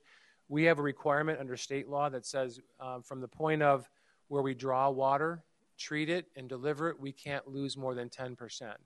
And we've maintained under that. So we're under that 10% rule, but even the supply side has leaks that occur. You may see water mains that have leaks. You hear in the headlines, big water mains rupture, and they have water everywhere. So it does happen. We try and catch all the leaks. We can enhance that through enhanced metering at various points in the city's backbone system. But Mark, I'm going to ask you to move forward. Okay. Sorry. I'm being told to go forward. Sorry. I'm not trying to curtail anyone, but... This is a lot of information in this slide. It's important if I just want to show you this. I'm going back to where things are looking here. And this is a chart. I'm going to try and break it out for you. The years are on the bottom, 2002 to 2035. The purple bars are the population represented by the numbers on the right vertical axis, so from 0 to 80,000. The left vertical is acre feet from 0 to 22,000. If you recall the blue line I showed earlier on the historic Goodyear's water use demands, that's the blue line you see there, starting from left to right, and then going forward in red, that's based on historic demands, just trending that line out in perpetuity, out to the year 2035. So just using that trend line. The green line is based on moderate population growth. And this area that we're looking at based on these numbers is between I-10 and the Gila River. So south of Liberty and north of the Gila River, all the growth that will occur in that corridor. And it looks like you see the green line starts to bend horizontally there near the year 2035, where population is probably going to start maxing out in that area between 70 and 80,000. This is just a projection, just a model. What I like about it is it shows that using gallons per capita per day with the population growth lies very, very much on top of a trend model, just looking at historic water demands and how we were growing historically and averaging those and just throwing that trajectory out forward. So it gives me great confidence to look at what this is really saying is that by the year 2035, as we build out in that corridor, population of between 70 and 80,000 folks, but we're going to have a water demand in there of somewhere around 20,000 or so acre feet. So that's just how I, as a water resource manager, look at how the future water resource needs for specific areas within the city. So that's all this is showing right here. So we basically need to come up with 57,000 acre feet by 2035 compared to what we have available now? Well, again, it shows that if we were only had our water service area in I-10 to the Gila River, our 28,000, if the 20,000 was recognized by the Department of Water Resources, we would have enough water. Gotcha. However, to meet those demands, the department looks at things a little bit different. I won't go into too many details there. But this is how we model this. I'm going to show you actually build out of the city. So this is the next slide. So if we were... That woke us up. Sorry, no. It woke me up, though. Apologize. We're getting there. We're almost there. I'm going to run through a few of these pretty quick. I don't want to. I know this is it's a lot of information. I apologize. It's I want you to have this information too. I won't spend a lot of time on it, but this is a very important slide. This is kind of like, this is really an important one to remember. If we controlled all the water service area for the entire city, and this is even looking north of I-10, this is way in the future. What we're looking at is year 2012 to 2084, 2085. Build-out population, somewhere around 750,000 folks here in the city. If we don't do anything for water conservation, just stay status quo, the blue line represents, again, this graph just shows years in the bottom, acre feet in the left, and population rate, very similar to the last slide. The blue line is status quo. We just stay as efficient as we are today, and we just continue growing. We're going to need over 170,000 acre feet of water at build-out, and that's nowhere near where we are today, 28,000 acre feet. The yellow line, the orange-yellowish line there, it looks at moving forward if we were to be 1% more efficient every year. So every 5 years, we become 5% more efficient. Where through various policies that could be implemented, whatever that looks like, just using a number 1% per year, you can see that, I think back to the question that was raised earlier, we would have less of a need for biowater resources. We would be much more efficient. What does that look like in the future for those residents? Something probably much different than today. It would mean no grass. It would mean enjoying community spaces or community pools, no pools, those kind of things. That's what I would just speculate as, I would just say a little more draconian than what it would appear today, as we have a lot of water being used outdoors and so forth. There would be a lot less water being consumed outdoors. This is the main take-home point, that we don't have water for build-out. That's what I want to leave you with, and that's what these, again, this is just a model. This is not set in stone. It's just a way that I analyze what the future looks like and how much, because I'm going to get to some of the points. Here, I'll make them in just a minute. Real quickly, though, that gets to my point, though. If we don't have a plan, we don't have a build-out. That's correct. So Jerry's plan doesn't work. Without having an assured water supply, we're not going to be able to have growth in the city of Goodyear. So, and just recapping what I told you, it's the same points I just brought up to you. I just want to give you the numbers on that. Minimally, there will be a need for 102,000 acre feet if we were to be successful at the 1% increase efficiency every year. We still have a need of, it's called 100,000 acre feet. That's a lot of water to find. And again, going back to the 25,000 acre feet of wet water here under the city, 25,000 of that is here, and we already have, we're using 10,000, so there's a large volume of water that does not exist under the city's boundary. It means that water has to be brought from somewhere else to this city. It's not physically here, and that might have to be replenished at that location, and not sure where that's going to come from. All right, we're going to move on to the Colorado River shortages. You've all seen the headlines. It's not a matter of if, it's when. And I think it was brought up earlier, the Arizona, we have the lowest priority of the lower basin states of the entire Colorado River Basin. The Central Arizona Project within the state of Arizona is the lowest priority right holder in the state. What that means is that any Colorado River shortages, CAP customers are going to feel it first. And what does that look like? Who will be shorted first? This is think of this graph here. Think of this square as a cross-section of the CAP canal. So you took the canal and cut it right down, and you're looking now through the canal. The canal is capable of carrying about 1.5, 1.6 million acre feet per year from Lake Havasu all the way to Tucson. And how these, there's various pools of water with various priorities and rights. And what I want to show in this one is that as shortages occur, and you see the yellow arrow there, that 535,000 acre feet, if that shortage occurs, that's the point. Everything above that line is where you're going to have those water supplies being shortage. M&I, municipal industrial, and Indian priority water will not be shorted, just to let you know that. But if it goes beyond that, that's when we're going to see a shortage on the city of Goodyear. The basin study, the Colorado through the Bureau of Reclamation estimates through their recent study that they're predicting 3.2 million acre feet of shortages on the Colorado. What that comes out to Arizona, they're looking at maybe 1 to 1.5 million acre feet. So what this looks like is unknown. What percentage decrease is that? Roughly. Well, if Arizona experienced a 1 million acre foot shortage, that will definitely affect some percent. There's other water right holders on the main stem Colorado that might be impacted as well, but it would be substantial to the CAP system. And I don't know my geography exactly, but the state of California now is building because of their demands in the Colorado River. They have 19 desalination plants up being constructed along the coast. San Diego's supposed to, I believe, come on next year. Will that change the demands on CAP by California, or is that irrelevant to us? Only if Arizona and California went into interstate with the federal government and they had some exchange going on that would free up their portion of CAP or their portion of Colorado River water that CAP could take. Yeah, that would be the only way. That would probably take 10 to 15 years to get something like that agreed to. If they want to have a break or something. Do you want to take a break? Yeah, no, respectfully, I'm going to ask to see what the group would like to do because I know that you have some great information. And we're supposed to have Mark Siemens, who was going to talk about wastewater operations.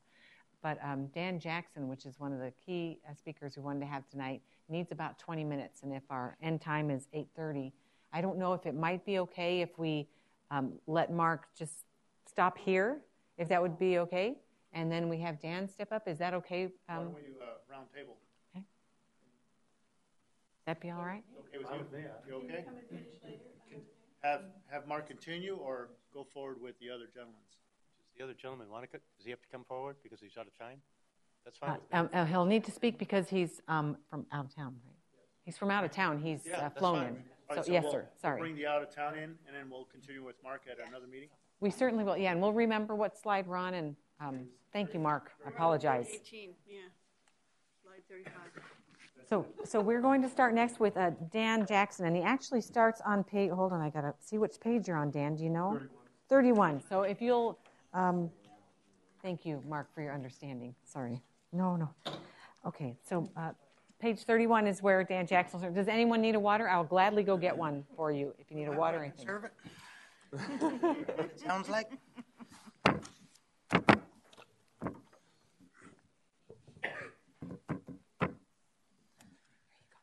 You're welcome. Does anyone else need a water? What, your whistle? No, you do. Chairman. No? Thank you, members of the committee. My name is Dan Jackson. I am the Managing Director and Chief Executive of Economist.com. We're the consulting firm that was privileged enough to be hired to do the City of Goodyear's water and wastewater rate study this past year. The purpose of my presentation tonight is really to step back a little bit and to talk a little bit about the utility, about water and wastewater utilities as a business, how they're financed, what are some of their business practices. I'm going to go through a fairly brief presentation here tonight where I'm going to talk about the industry in general, what's going on in the water and wastewater industry from a financial perspective. I'm your classic financial guy. I don't know how to build anything, I don't know how to run anything, but I can tell you how to pay for it. So that's really going to be the strength of my presentation tonight. I'm going to talk a little bit about water utility ownership. How are water utilities owned, public sector versus private sector? And then I'm going to talk very briefly about how a utility's cost of service is developed. This is not a seminar on rate making, it's just a basic introduction to that very critical term called cost of service. Because when you design rates to recover the costs that the utility incurs in providing service. My firm, Economist.com, has done water and wastewater rate studies for utilities all over the state of Arizona and all over the United States, as a matter of fact. And during the course of our service for cities, we've told them a lot about what's going on in the industry in general.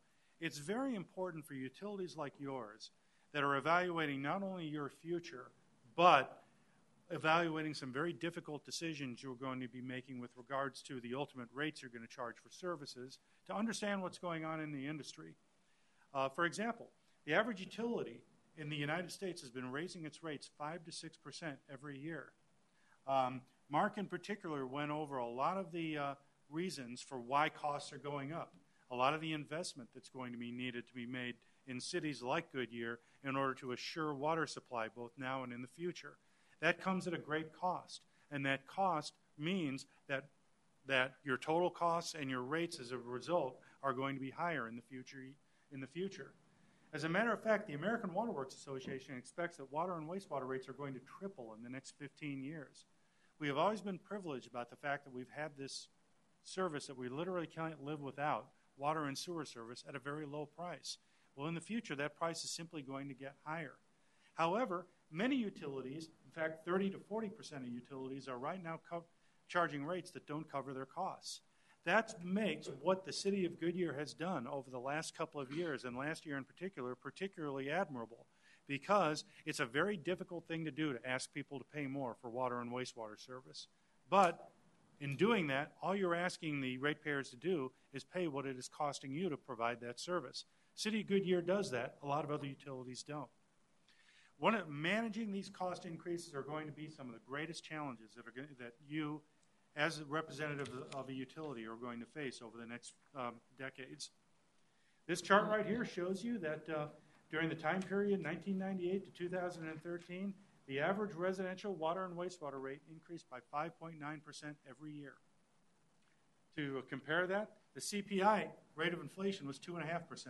So water and sewer costs have gone up at a rate double that of inflation over the last 2 decades. Now, let's talk a little bit about the industry in general. Water represents what you would really call the last true monopoly. You see, in the utility industry, technological advances have been able to carve competition in other utilities where competition used to not exist. Remember when we were all growing up, we had Ma Bell, the phone company? That was it.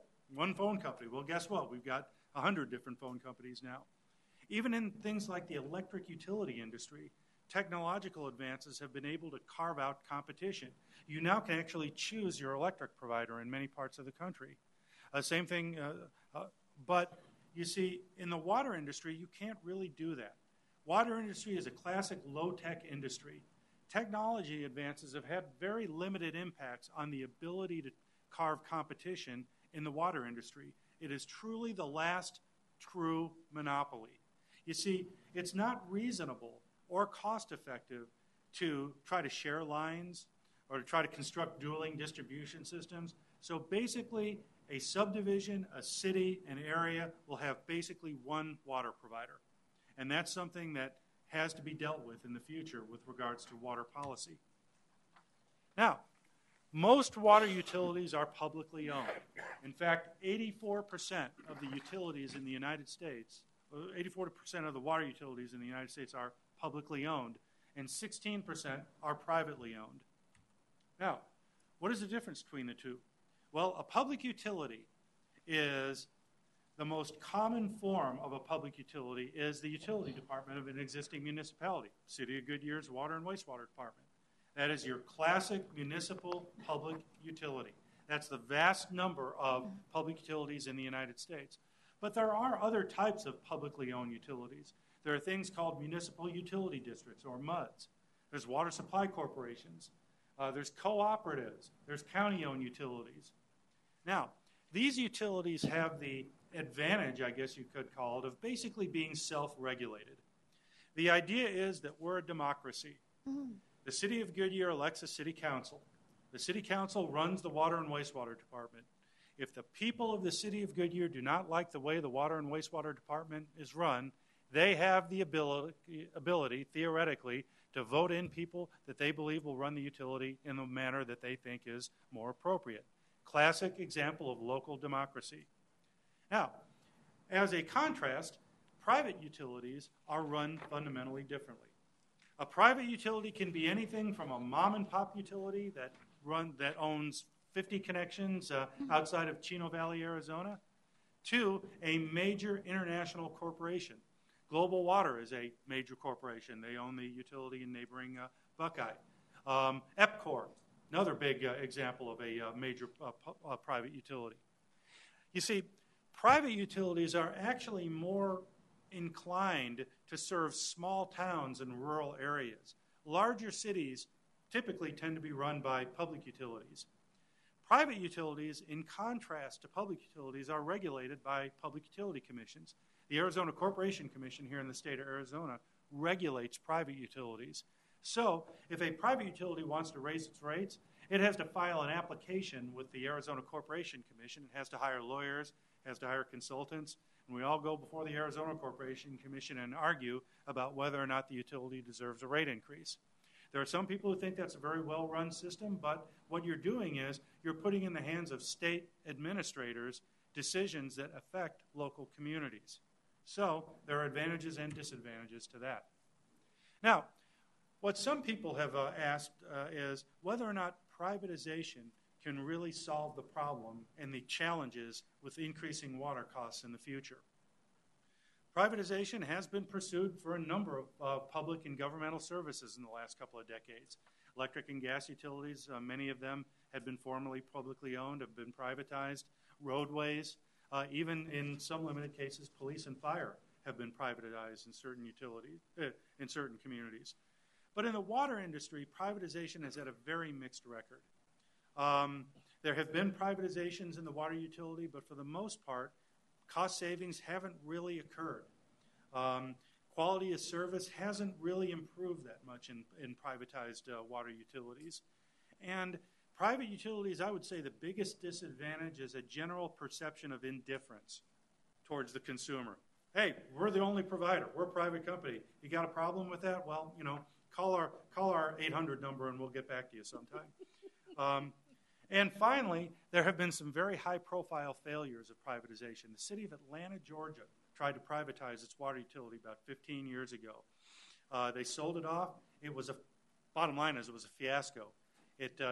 None of the cost savings occurred. Water costs got higher, and the city ended up taking the utility back. So it kills me to say this because I got my MBA from the University of Chicago, which is the premier school of privatization in the world. But it just doesn't work for water utilities for the most part. I'm going to skip over a couple of charts just in order to save some time. Let's talk about the city of Goodyear. The city of Goodyear's Public Works Department manages the water, wastewater, and sanitation services.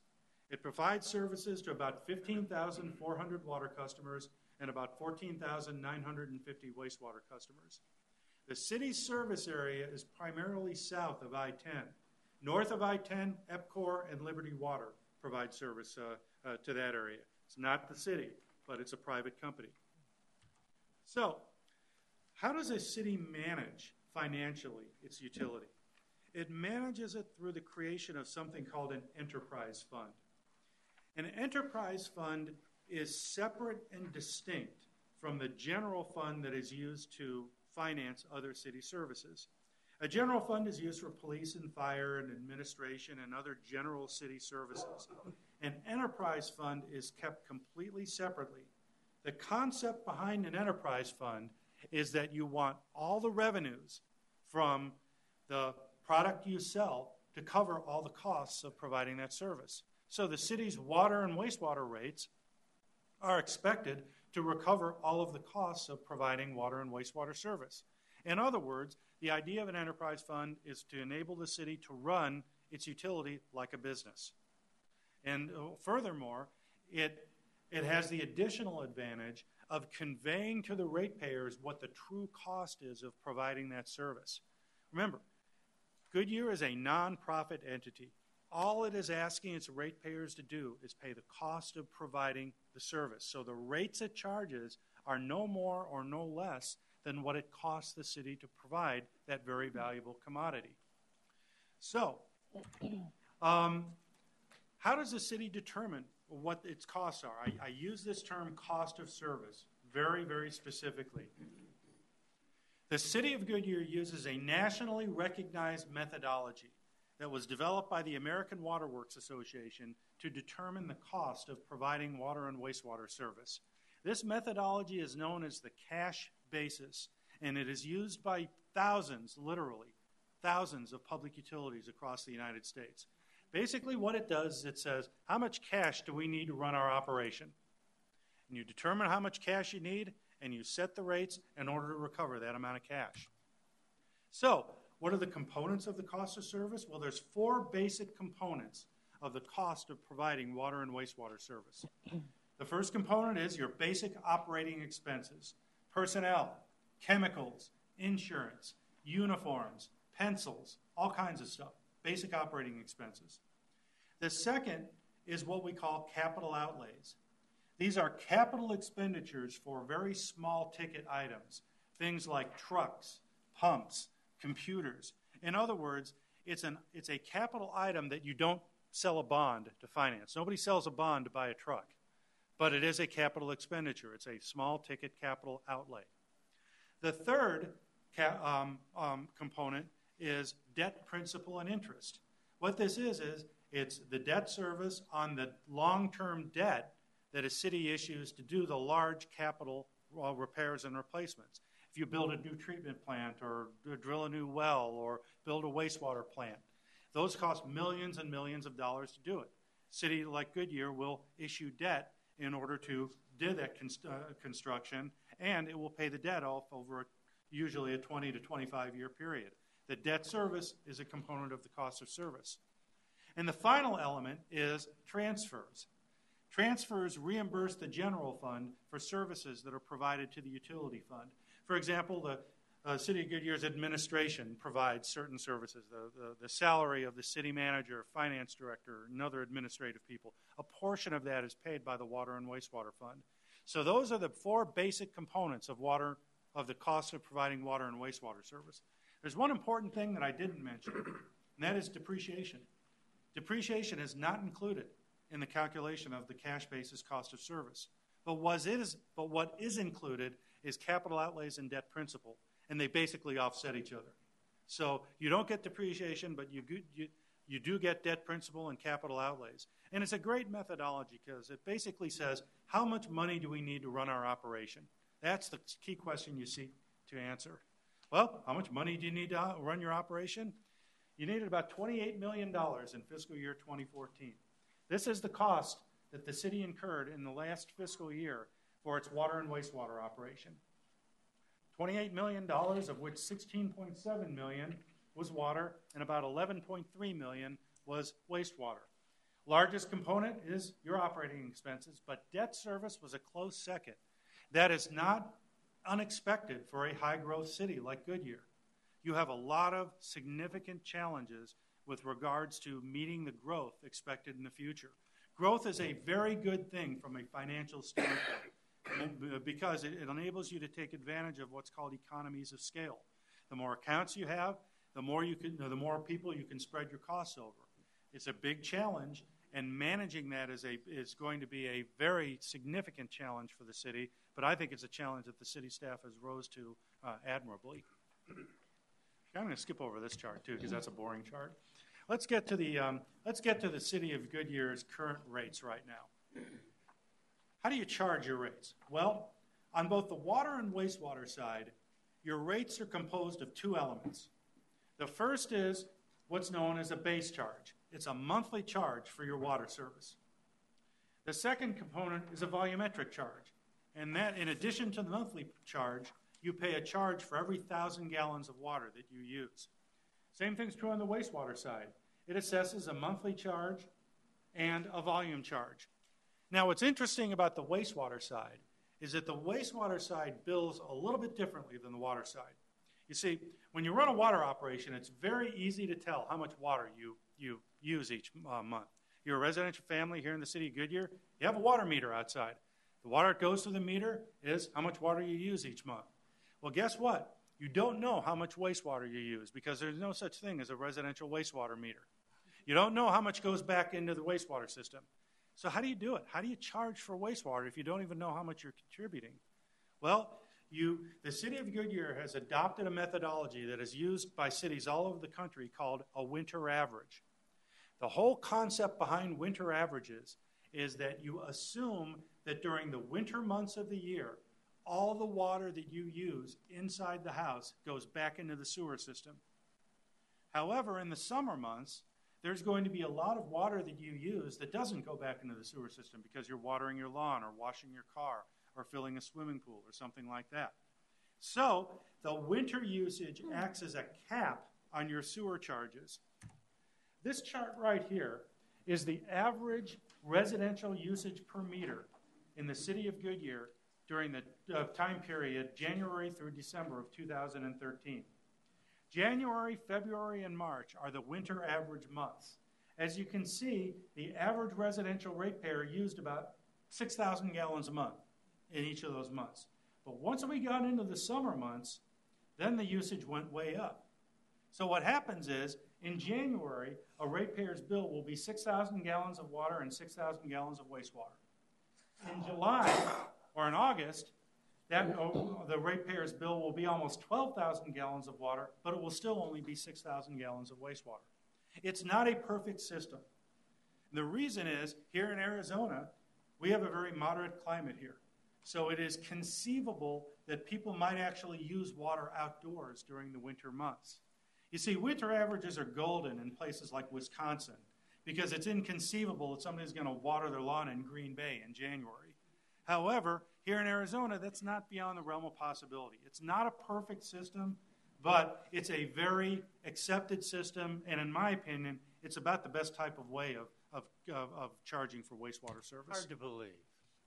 Hard to believe that with all the economic research that's been done over the last several decades, there hasn't been a study, apart from this 3-month study, that could give a moving average over the entire year, even conditional on geography.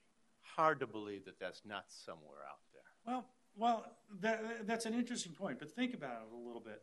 I mean, cities aren't in the business of trying to figure out how people use their water. I'm not arguing about the cities. I'm just saying your firm, all these economists, all these financiers, I'm an economist. Hard to believe that those studies haven't been done. Is that true? Absolutely, it's true. And part of the reason why studies like that are problematic is that they're dependent on something that we don't have any control over, and that's the weather. What happens if you try to calculate what people are going to use their water for next year? You've got to assume what the weather is going to be next year. Suppose you have a very dry winter next year. That means water usage and outdoor water usage is going to be up during those months. It is kind of surprising that, the old saying, you can put a man on the moon, but you can't figure out how much wastewater somebody puts into a system. An estimate. Within, a standard deviation of the first moment. I think I'm just surprised that statistical model has not been developed within the researches of the water industry. What I think you will typically see, and I certainly see this in my work for over 150 cities, most all cities have a chart very similar to this. You said the that. Winter months are almost. I heard that. That's why this is so surprising to me. So that's why winter averages have become so accepted. Although the fact is they're not perfect because there are some X factors in there that you just can't fully take consideration of. Yes, sir? That's a point I was going to bring up, not to support one side or the other on this, but the fact is, if you have one house that's got desert landscape and one guy that's got an acre of grass, they could be taking it in the same way, the water coming in the same way, but their usage is going to be different. So you would literally have to go down house to house to house to figure out what the water usage is to come up with an accurate number of this is what's going back to the plant. Easy general way to do it would be to look at what the water production of the city is versus what the treatment capacity of the wastewater plant coming back is. But then that's hard to differentiate that section for what it's being used for, I think was to the point. And maybe someday, who knows, that they'll actually invent a wastewater meter. They should, one for because we would residential. get They've got large wastewater meters for large industrial customers. Go ahead. Anyway, the final part of my presentation is going to deal with the City of Goodyear's current rate plan right now. As a result of our preliminary rate study, we recommended to the city that they implement a rate plan to be effective in January 2015. This is what is best characterized as an interim rate plan. The reason is that the city is right now conducting a fairly comprehensive master plan to determine what its capital needs are going to be over the next 5 to 10 years. Capital spending requirements are going to be the biggest single factor in setting a long-term rate policy. However, operating expenses are an important factor also. So the idea was that we would do a rate adjustment that would cover the city's increasing operating costs for 2015. And then as the master plan is developed in the calendar year 2015, we would revisit the long-term rate plan and come back to you with a revised plan that would enable you to fund your capital needs. So very briefly, This is the current and the adopted rate plan. The adopted rate plan is basically a 5% increase. The base charge for water users for a 3/4 inch meter goes from $10.23 to $11.24, with the volume charge going up by about 12 cents a thousand gallons for each of the 4 city rate blocks. On the non-residential customers, they the volume charge goes up by a little bit more each side. The rate goes from $3 to $3.30 for 0 to 40,000 gallons, and to $5.28 for 40,000 to 100,000 gallons, and $6.86 for 100,000 gallons and above. Irrigation meters also see a slightly higher adjustment. The wastewater rate plan was to not change the wastewater rates at all. It was to keep them fixed, because the wastewater rate is actually recovering more of its costs right now than the water side is. So the water rates went up and the wastewater rates stayed the same.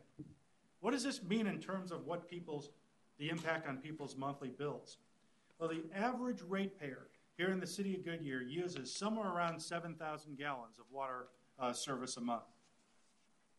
This chart right here shows average residential bills under the current rate plan and under the proposed rate plan.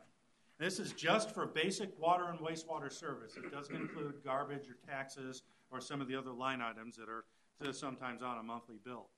Right now, a ratepayer in the city of Goodyear that uses 5,000 gallons of water and wastewater service pays $66.15 for that service. Under this plan, that bill would go up by $1.61 a month to $67.76. If you're a 7,000 gallon user, your monthly bill is $69.69. Under this plan, it goes up by $1.96 or 2.8%. A 15,000 gallon user would see a slightly higher increase from $92 to $96, an increase of $4.16. Now think about this. Did a 5% increase on water and no increase at all on wastewater. So on average, the monthly bill for most ratepayers is going to go up about 2.5%. The vast majority of residential ratepayers under this rate plan are going to see their bill go up about $2 a month under this plan. If you're a non-residential ratepayer, the increase is slightly higher. If you're a non-residential ratepayer who uses 25,000 gallons a month, right now you pay $305 for that service. That bill will go up by $11 a month. If you use 50,000 gallons of service, your bill would go up by about $20 a month. So I want to summarize my presentation as follows. You as a committee are going to be facing some very difficult decisions as we move forward. And that is because water rates and water costs are simply going up throughout the United States. They're going up for reasons that are primarily beyond the control of a utility. Remember, cost of everything goes up by at least 3% a year due to inflation. You, as a public utility, you are the dominant provider of service in the United States. Public utilities provide 84% of the water and wastewater service in the United States. You operate, however, while you're a public utility, you still try to operate your utility as a business. And I think that that's very advantageous for the city because you've set your system up so that you are just asking your ratepayers to reimburse you for the costs you are incurring in providing that service. The rates you calculate, the costs you calculate are based on nationally recognized methodologies. It's not just something that was dreamed up in somebody's office. It is based on a national methodology that accurately, justly, and reliably reflects your cost of service. The city did a big step last year in its 5% rate adjustment. We're going to be coming back to you with more plans for the future, and we look forward to briefing you as those plans develop. Thank you very much. Thank you. Any questions for Dan?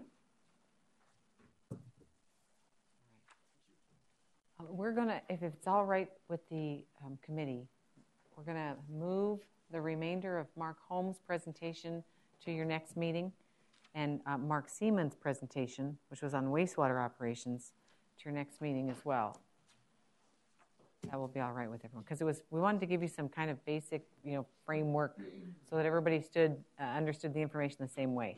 We're also going to have Mark do his update on the integrated water master plan at the next meeting.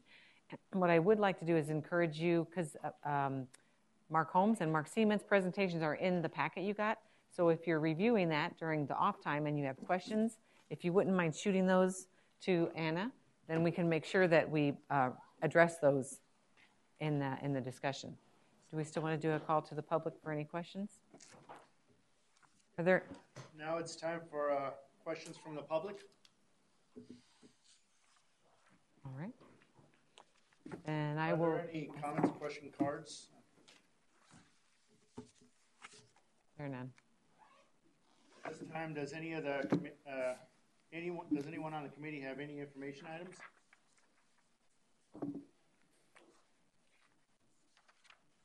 Just a quick question. What is an information item? Anything that you are interested in that you were not able to talk about here during the speakers? I don't. You don't? I didn't know what it was. It has some examples on the agenda. Typically, sometimes there's times when a speaker's speaking, you may be thinking things that are not directed towards him that you may want to bring up at this time, and this would be the time. Okay, well, the next meeting will be held on January 13th, 2015 at 6:30 p.m. There will be no further businesses to discuss. This meeting is adjourned.